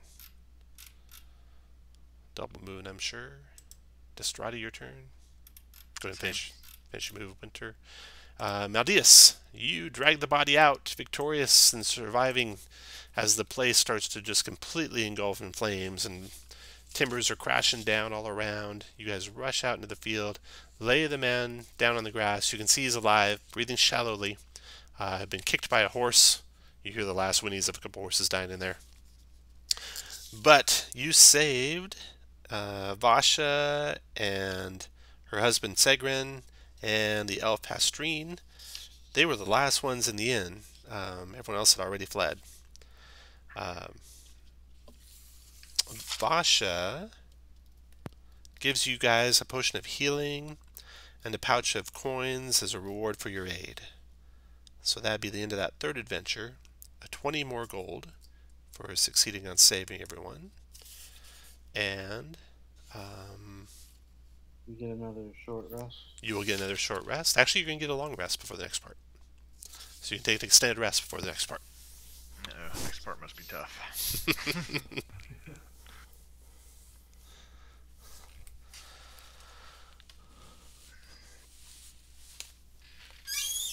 And sorry, that was the potion of healing and 20 gold, right? So do we have to, like the scroll that we got from the last one, this potion, they just get like divvied up? Yeah, I'm going to split them up at the end. Okay. They don't get used? They don't get used now. You should probably use your free ones. Yeah. I would recommend.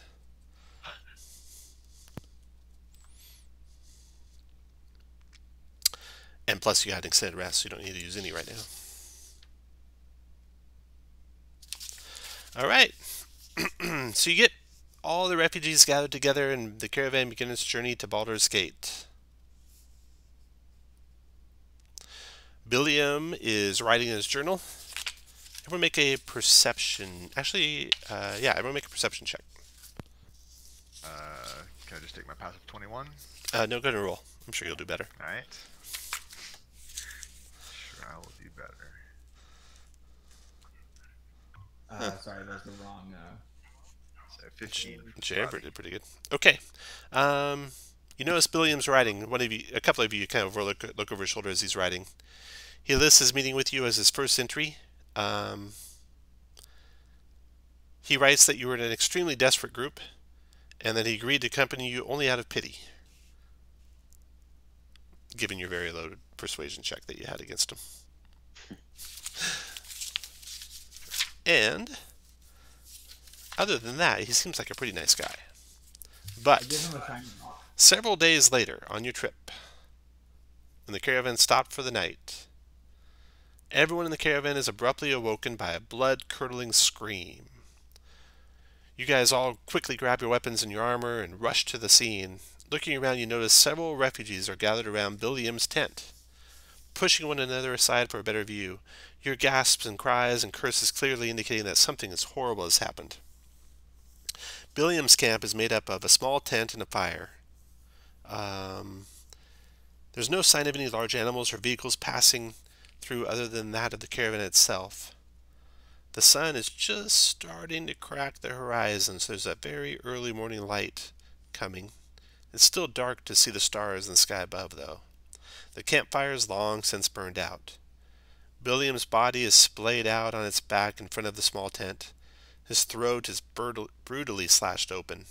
A deep red stain encircles his head and shoulders, where his blood has soaked into the grass and dirt.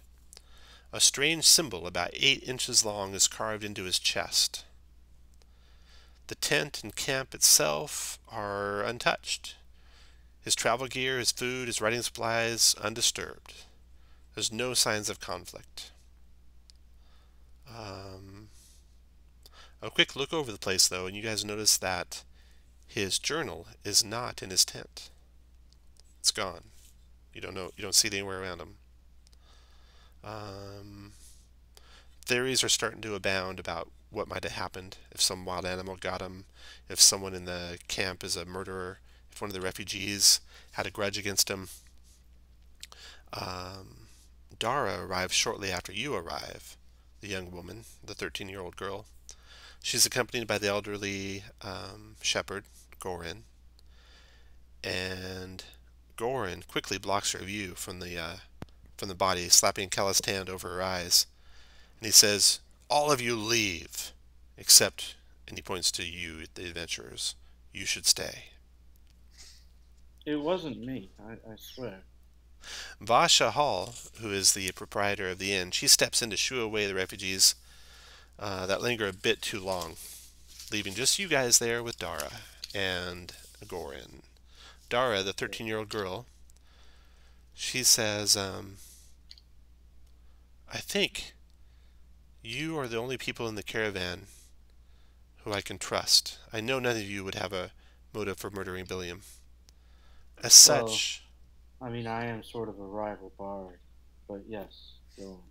I repeat motive for murder in her voice.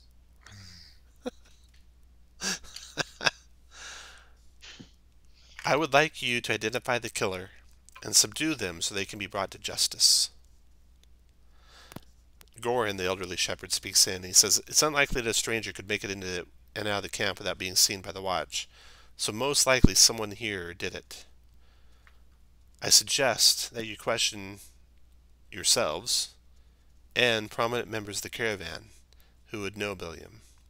So the prominent members of the caravan that you could question are Gordrick, the dwarf. He was the guy who had the bump on his head at the smithy that you rescued.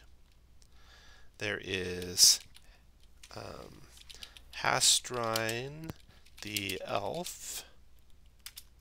Hastrine was the elf that you rescued from the inn. She was hiding behind the proprietress of the inn. There is Ippon, the halfling. She is the millwright, and you rescued her from the mill. There is her helper, Pal, human. So he's Ippon's helper. There is Vasha Hall, who is a human, and she was the proprietress of the inn. There is Valis, the half-elf. She was the half-elf that came to you at the smithy, who was evading the bandits and helped you find where the bandits' lair was.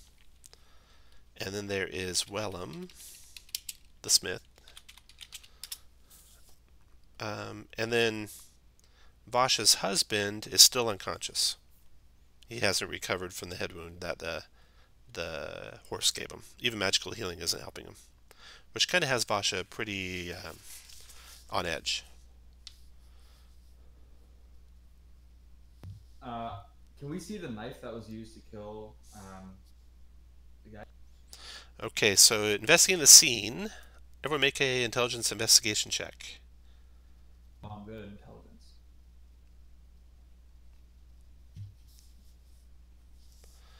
Okay. The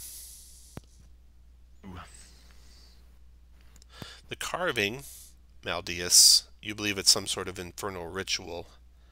The symbol, Jerember, you don't know. Destrati, you speak infernal, right?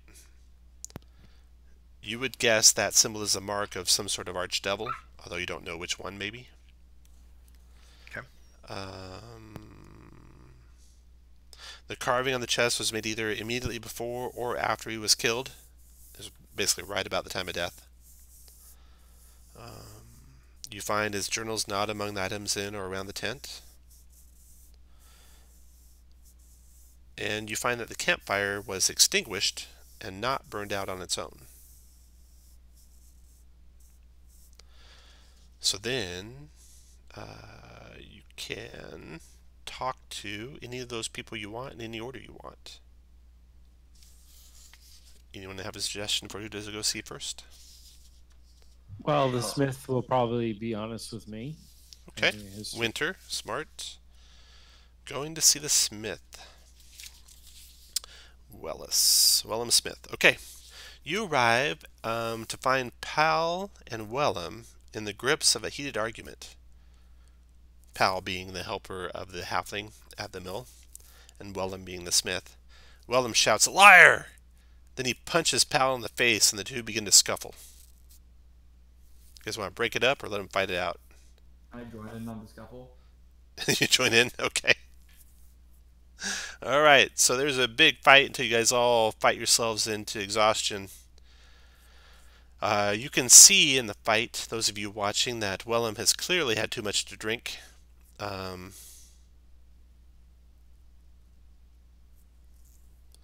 Finally, when everyone falls almost unconscious, panting and breathing hard, bloodied to a pulp, bruised and beaten, you can ask them questions if you want.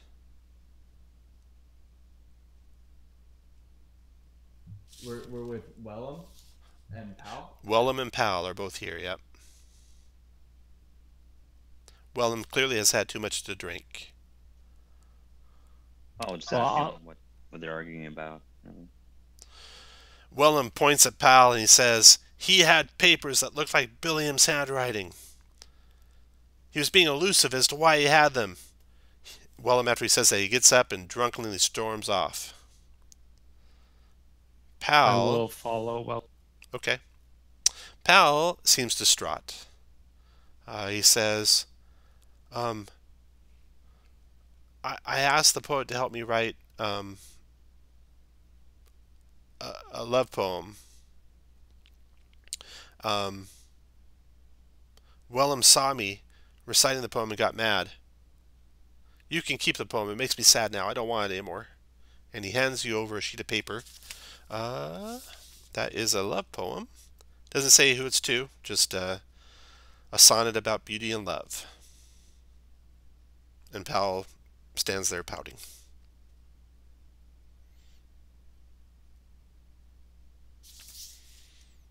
All right, so he... it doesn't matter. No, I repeat that in his voice. He refuses to answer. So who do you want to go talk to next? You got... So should we find Wellum? You got Wellum. So Wellum just stormed off. You already talked to him, got all the information you can out of him. You've talked to Pal and got information out of him. Who do you want to do next? Well, I trust the small, featherless Kenku, but maybe the pointy-eared ones. Okay. Let's see. There's a couple of elves and half-elves. So there's Hastrin and Volus. I guess there's just one elf and one half-elf. So which one of those two? Hastrin or Volus? Maybe Hastrin? Okay. You find Hastrin walking the outskirts of the caravan camp. "I was meditating through the night," she says, "but I went for a walk just before final light. I saw Billiam talking with Vasha. Vasha waved to me in greeting, but I didn't want to disrupt their conversation, so I didn't go talk to him. I don't know who'd want to kill Billiam. He kept to himself, though I did see him often talking with Ipon and Volus." So Hastrin the elf tells you that she saw Billiam talking to Vasha, who waved in greeting, and she also has often seen him talking with Ipon and Volus. So now, who do you want to talk to? Well, did she happen to know, or at least understand what part of the conversation, or what they were talking? No, she didn't ever eavesdrop on him. So Volus and Vasha talking, and then Wellum was talking to Billiam. Yep. So just before the murder happened, she saw Billiam talking with Basha, and Basha waved at her. And she has also in the past seen the poet talking with Ippon and Valis.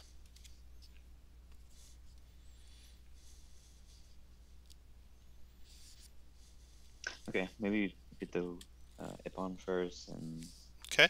maybe Basha has a bit more So involved. Ippon is the little halfling, and you find her near her supply cart. You know, she says, this all wouldn't have happened if Vasha had better organized the watch. She also points out that Vasha has been acting a bit on edge, especially after the situation with her husband.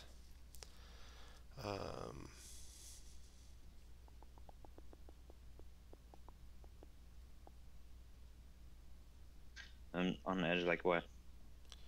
Let's see. I don't know, just acting strange. I did overhear Billiam saying horrible, hurtful things to himself. So Ippon insists that this wouldn't have happened if Vasha had better organized the watch, that Vasha's been acting a bit on edge lately. You know that Vasha was the last one to be seen with Billiam by Hastrin, if you believe Hastrin. Speaking of believing people, everyone make a wisdom insight check. So Bonk's got a 19. Got a 18 from Aldeus. Okay. 18 and 19. Okay. So far, you don't suspect anyone's lying to you. Let's see. Ippon did overhear him saying horrible, hurtful things to himself, Billiam. So that's what you find out from Ippon. Who you want to talk to next? The dwarf, Vasha, and Valis are the ones you haven't talked to yet. Yeah, I think the dwarf. Dwarf? Okay, so you find Godric. He says, I was on watch during the evening shift. I didn't see... can you put yourself on mute, DK? It's feeding back through your speakers. I didn't see anyone strange entering or leaving the camp. Billiam had visited me for the third night in a row last night before we went to sleep, asking for permission to write a story about me. After he left, Valis kept me company for a couple of hours before she headed toward Vasha's tent to speak with her.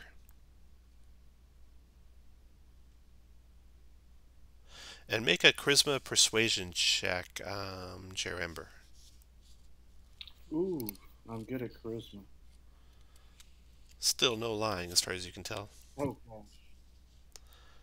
Okay. So that's everything you know from him. He didn't see anyone strange entering or leaving the camp. Billiam had visited him and was asking permission to write a story about him. After Billiam left last night, Valis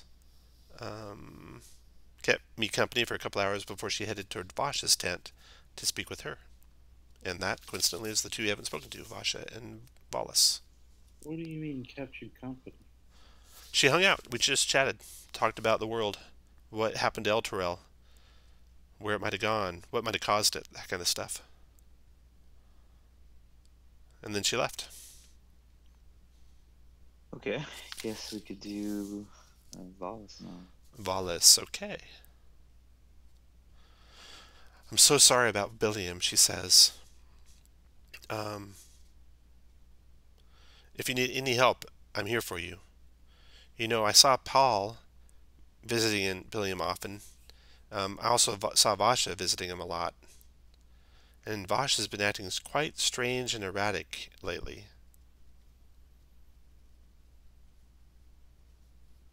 Valis went to speak to Vasha's tent last night, right? Yeah, that's what the dwarf told you. He told you that Valis went to Vasha's tent to speak with her last night. Valis did not volunteer that just now, though. Yeah, I'm gonna ask what she was doing last night. When you asked that, a couple of you noticed that she's kind of put on edge by that question. and is acting a little maybe shady about the answer. She says, I spoke with Vasha to discuss her helping out more in the caravan, but we didn't talk long.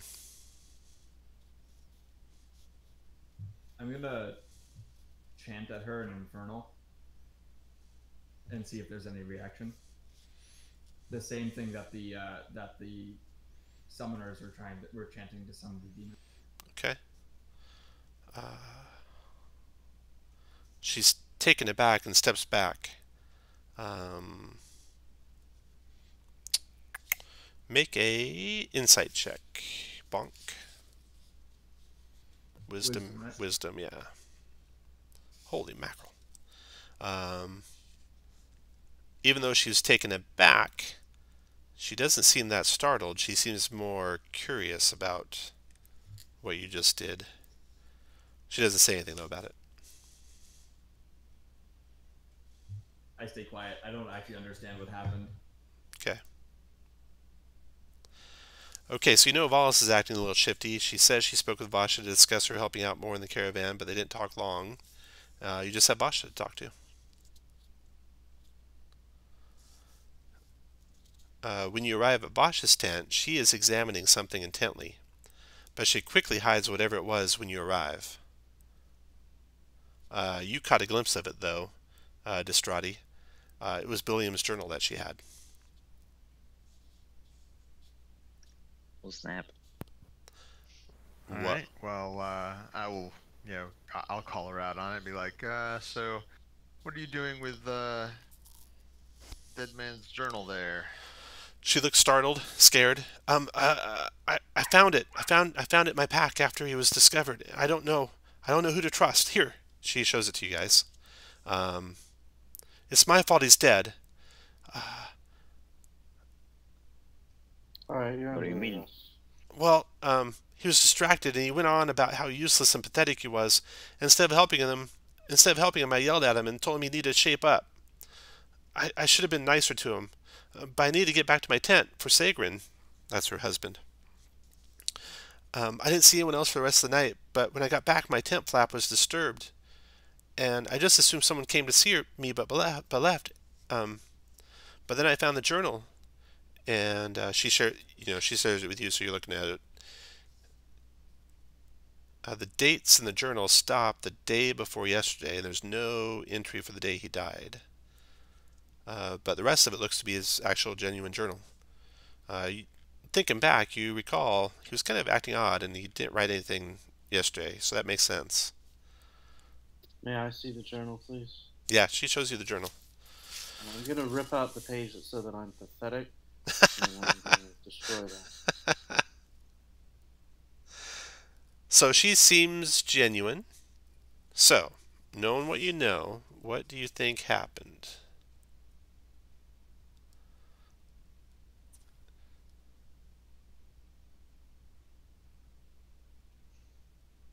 Well, Valis seems to be the most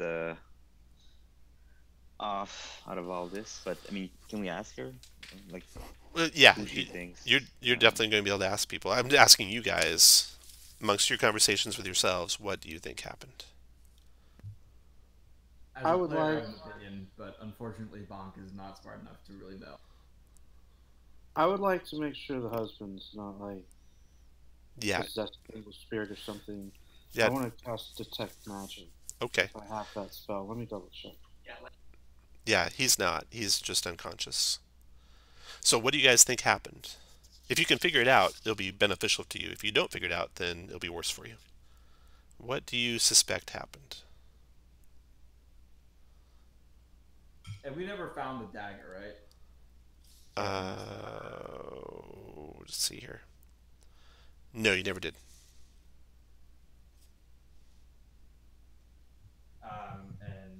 But we didn't really search for it besides in the tent. Right. Who do you think did it, and why? I think Valis was the shadiest person. Do you have a reason other than she seems shady? She seemed to respond to the infernal speech somehow. Okay. Any clues that you got from other people that might lead you to think that she had something to do with it? Her story didn't add up. Okay, what part of her story didn't add up? Well, she said she visited and had a short conversation, but Basha denies having seen it. Okay, so she said she went. So Gordrick said she went to the see Basha. She said she had a conversation with Basha, and Basha says what? That she didn't see anyone, right? Right. She got to her tent. The flap was open. The journal was there. Mhm. So what do you think happened?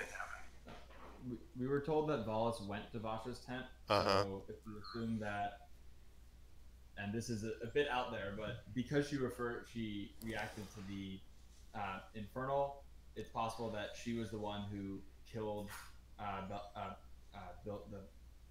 poet and carved in the infernal runes, and then went to Vasha's tent, was seen going to her tent, but was doing that to frame her by putting the book there. Okay. All right. With that, armed with that information, you go back to confront Valis. You find her tent empty, but you see her slinking through the camp on her way to Wellham's tent. You get there to confront her before she gets inside Wellham's tent, and she has a blade drawn as she turns to look at you. So we'll use this map that we're on right here. This will be you guys coming from the north, where Maldeus and Destrati and Winter and Oral are. Where's our other guy? There's Bonk. Bonk, you can come up here. Alright, and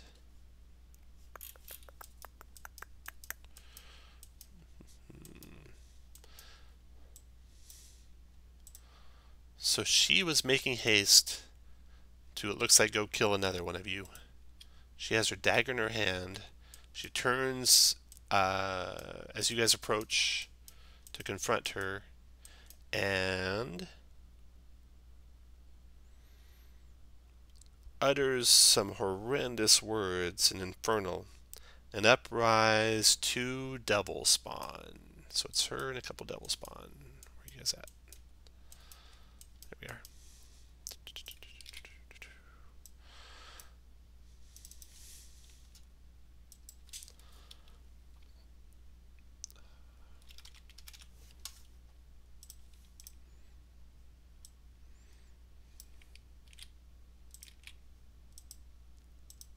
So these devil spawn just come up out of the ground, like out of a pit of sulfurous burning ichor. Rise up, they're like deformed looking humanoids.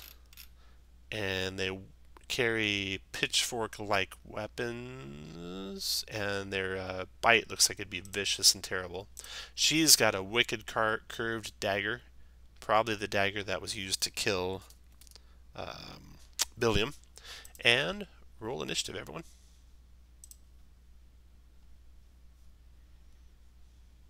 And you were right, and by being right, you kept Wellham from being killed, and you'll get the full treasure instead of half. All right.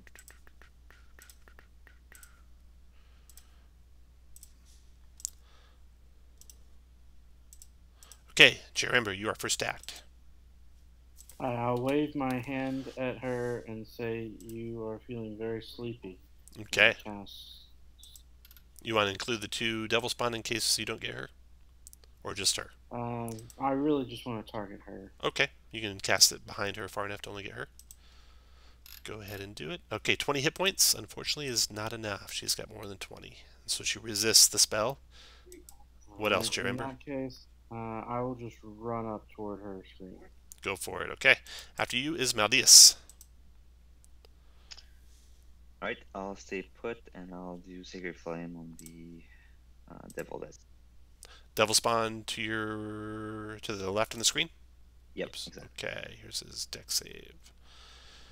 Got him for 8 radiant. Next to go is Bonk. I'm pretty weak right now, health-wise, so I'm gonna stay back and shoot a dart at the easternmost. What were these monsters called? Devil spawn. And you're fully healed. We had a long rest. Yeah, no, but I have 9 health. Okay. Because I've never leveled up, so it's still pretty weak.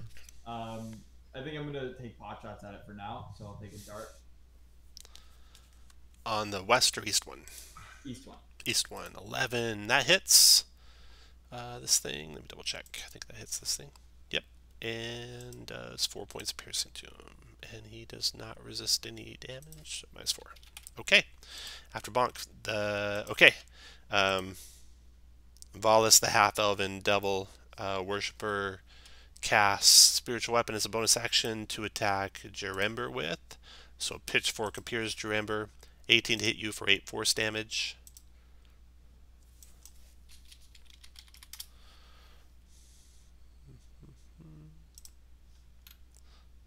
Ouch. Puts that right there. And then she will furthermore do Sacred Flame on you, or multi-attack. What's multi-attack? 2 melee attacks. She'll stab you with her dagger twice. 21 to hit you for 4, and 20 to hit you for 6. Oh wow, I'm gonna go down. She drops the tiefling at her feet. 1, 2, 3, 4, 5, 6, and then backs up.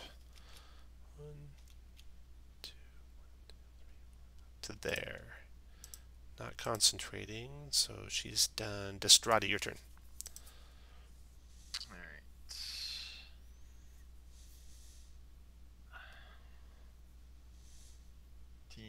I'll stab this guy. A crit for 16. 16 finishes them. Might as well draw some ire. 15, 20, 25, 30. All right. Winter, your turn. Going to Ray of Frost, the fleeing wolf. Okay. 18 connects for 2 points of cold and -10 speed. And then the wretch goes. She screams at the wretch to kill you, Destrati. He closes on you. He bites you. 17 for 7 slashing. There are no lemurs. That runs over. Then Jarember, death save. Click your eye and then click the A13 button. A13. The second button from the left. That's a failed death save. 1 down. Could die next check. Maldeus, your turn. Alright, I'll run up to Dramber and cure wounds on him. All right.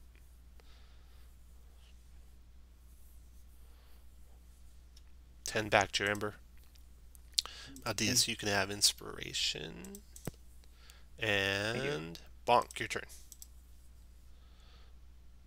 Okay, so I'm gonna first run up 5 for your movement, and I think I'm just gonna take attacks. I'm assuming I can't try to control this wretch using what the other person said to control him as well. You don't think so? Yeah. So I'm just gonna make unarmed attacks on this this guy. Okay. 10 missed. And then the second one. 23 hit for 7. Nice. Okay, the fanatics can use bonus action to move this to here. Attack Destrati with it. Spiritual weapon Destrati. 18 to hit you for 7 force. Got it.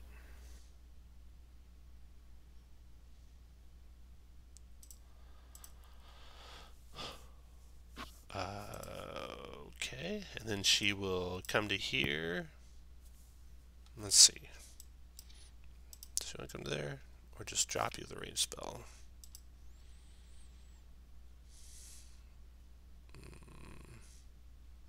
Or let the devil spawn kill you while she holds one of them. Okay, she's going to do hold person on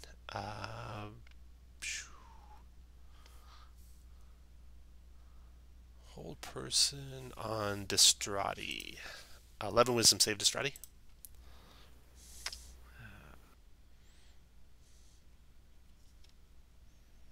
Alright.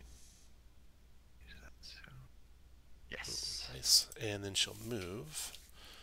1, 2, 3, 4, 5, 6. She's slowed. 4. Rare Frost. And then Distrati, your turn. Alright. Bonus action. Second wind. Nice. 4. I'm gonna provoke from the wretch. It bites at you. 16. That'll hit for 5. 5 slashing. Glad I used that. 1, 2, 3, 4, 5. I will use my inspiration to get advantage on attacking. 21 for 12. That's a hit for 12. Okay. After you is Winter.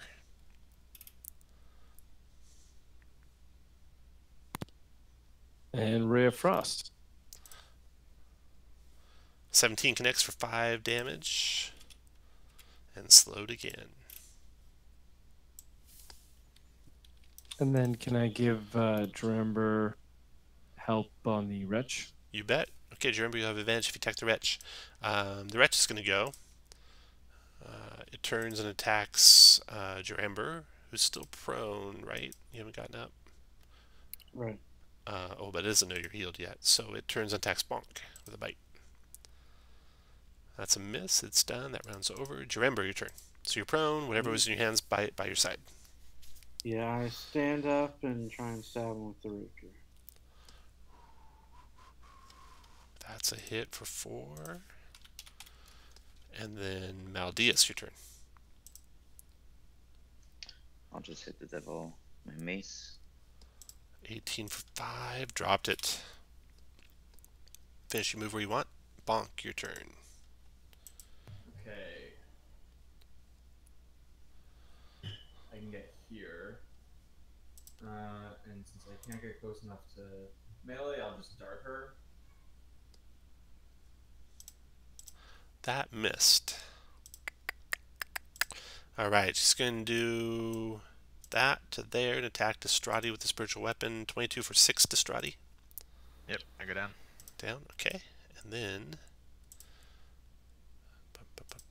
she's going to do hold person on you, Bonk. DC 11 wisdom save, Bonk. Okay, you resist that.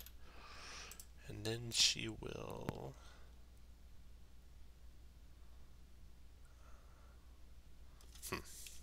One, 2, 3. Moves on up to there. Distrati, your turn. And holds her dagger in front of all your faces. Alright, 1 failed save. That's your death save. Okay, then you get a save on... You were never held, were you? No. Okay. Winter, your turn. And I'll use Booming Blade. That's a hit for 7. And she's boomed. And then I will have my owl feed Destrates.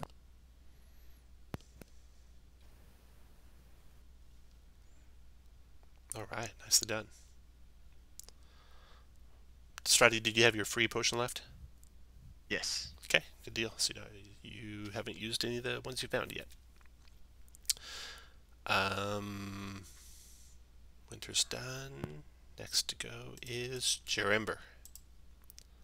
Alright, I'm feeling brave again. I will rush at her, screaming in Infernal and try and stop. 21 for 7. Nice. Okay. Maldeus, your turn.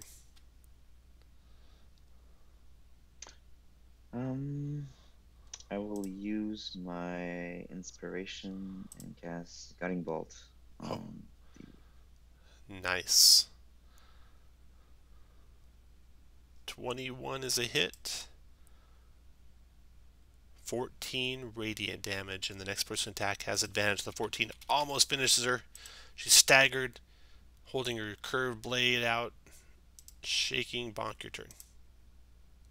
I'm going to, if she's almost dead, I'm going to scream in the same infernal that was just said, and hit her with my fists. Miss. Oh no, you have advantage, right? Yeah, with advantage. That's a hit, and you drop her to the ground. You want to Alright. knock her out or kill her? Oh, I'm killing her. All right, she is dead. Once Volus is defeated, the refugees gather to deal with the aftermath. The presence of a cultist of... Oh, you find out when you have everyone wake up and look that that is a symbol of Zariel. The presence of a cultist of Zariel, the symbol that was on the body of Billiam, troubles Dara and her companions greatly. Volus's true motives remain unknown. Everyone is encouraged to stick together, remain vigilant, and stay close to the caravan, for their journey to safety is far from over. You find on Volus's body an amulet. It is, let's see.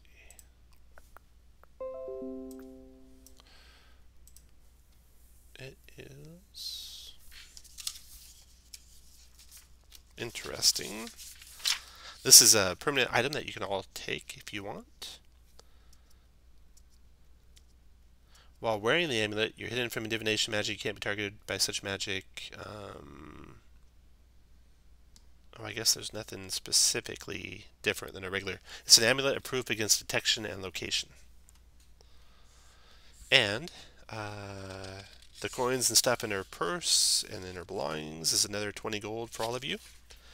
So, in the end, you had... you could, again, raise the level if you want, if you're already level 2, and go to level 3. You had 4 adventures. In each one, you found 20 gold pieces. In each one, you could have leveled. And you have an amulet of proof against detection and location. And you have some potions and scrolls to split up. There were 2 potions of healing and 1 scroll of protection from energy. So everyone roll d20, and we'll go from high roll to low roll on picking those items. So just roll straight d20, everyone.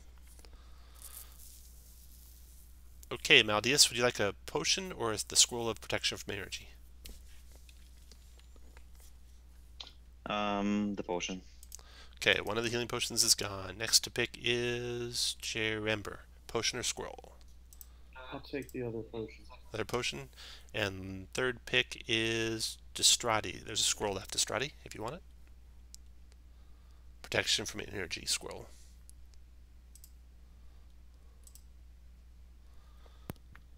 Yep, I'll take that. You'll take that? Okay. Alright, that is the end. Everyone, thanks for playing. If you need my number, which we don't need anymore, but if you do, it is 303-100. I can't remember my number. I don't type it anymore. 805-911. I think that's it. What's the purpose of that number? Or that you... It's used to write down DCI numbers on logs, but you don't have to anymore. Thanks, Tom. Here is what the amulet does. I think I'll go ahead and take my level Yeah, 3. thank you. So, and this yeah, one. just for the leveling, so it's kind of new for me, but so we either get to choose up to level 3 for the adventures or the gold for this one. So if you stayed level 1 the whole time, you will be you can be level 2 at the end if you want, and you got 80 gold pieces. Okay. Either way, you got 80 gold pieces, but if you stayed level 1 the whole time, you were 80 gold and 0 of 80 for level 2.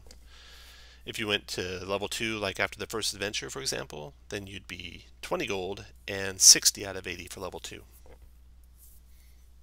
Basically, you are all going to get 80 gold pieces, but you cannot exceed 80 gold pieces for any level. So you have to know when you got 80 gold. Okay. Also for random item, like I used 3 darts and got a bandit cloak. Do those carry over, or like how do I deal with that? They don't really carry over. You don't need to worry about your darts. You picked all those up because they're not ammunition. And the cloaks, you can just say you have a modeled cloak if you want. Would you say the scroll was protected from energy? Energy, yeah.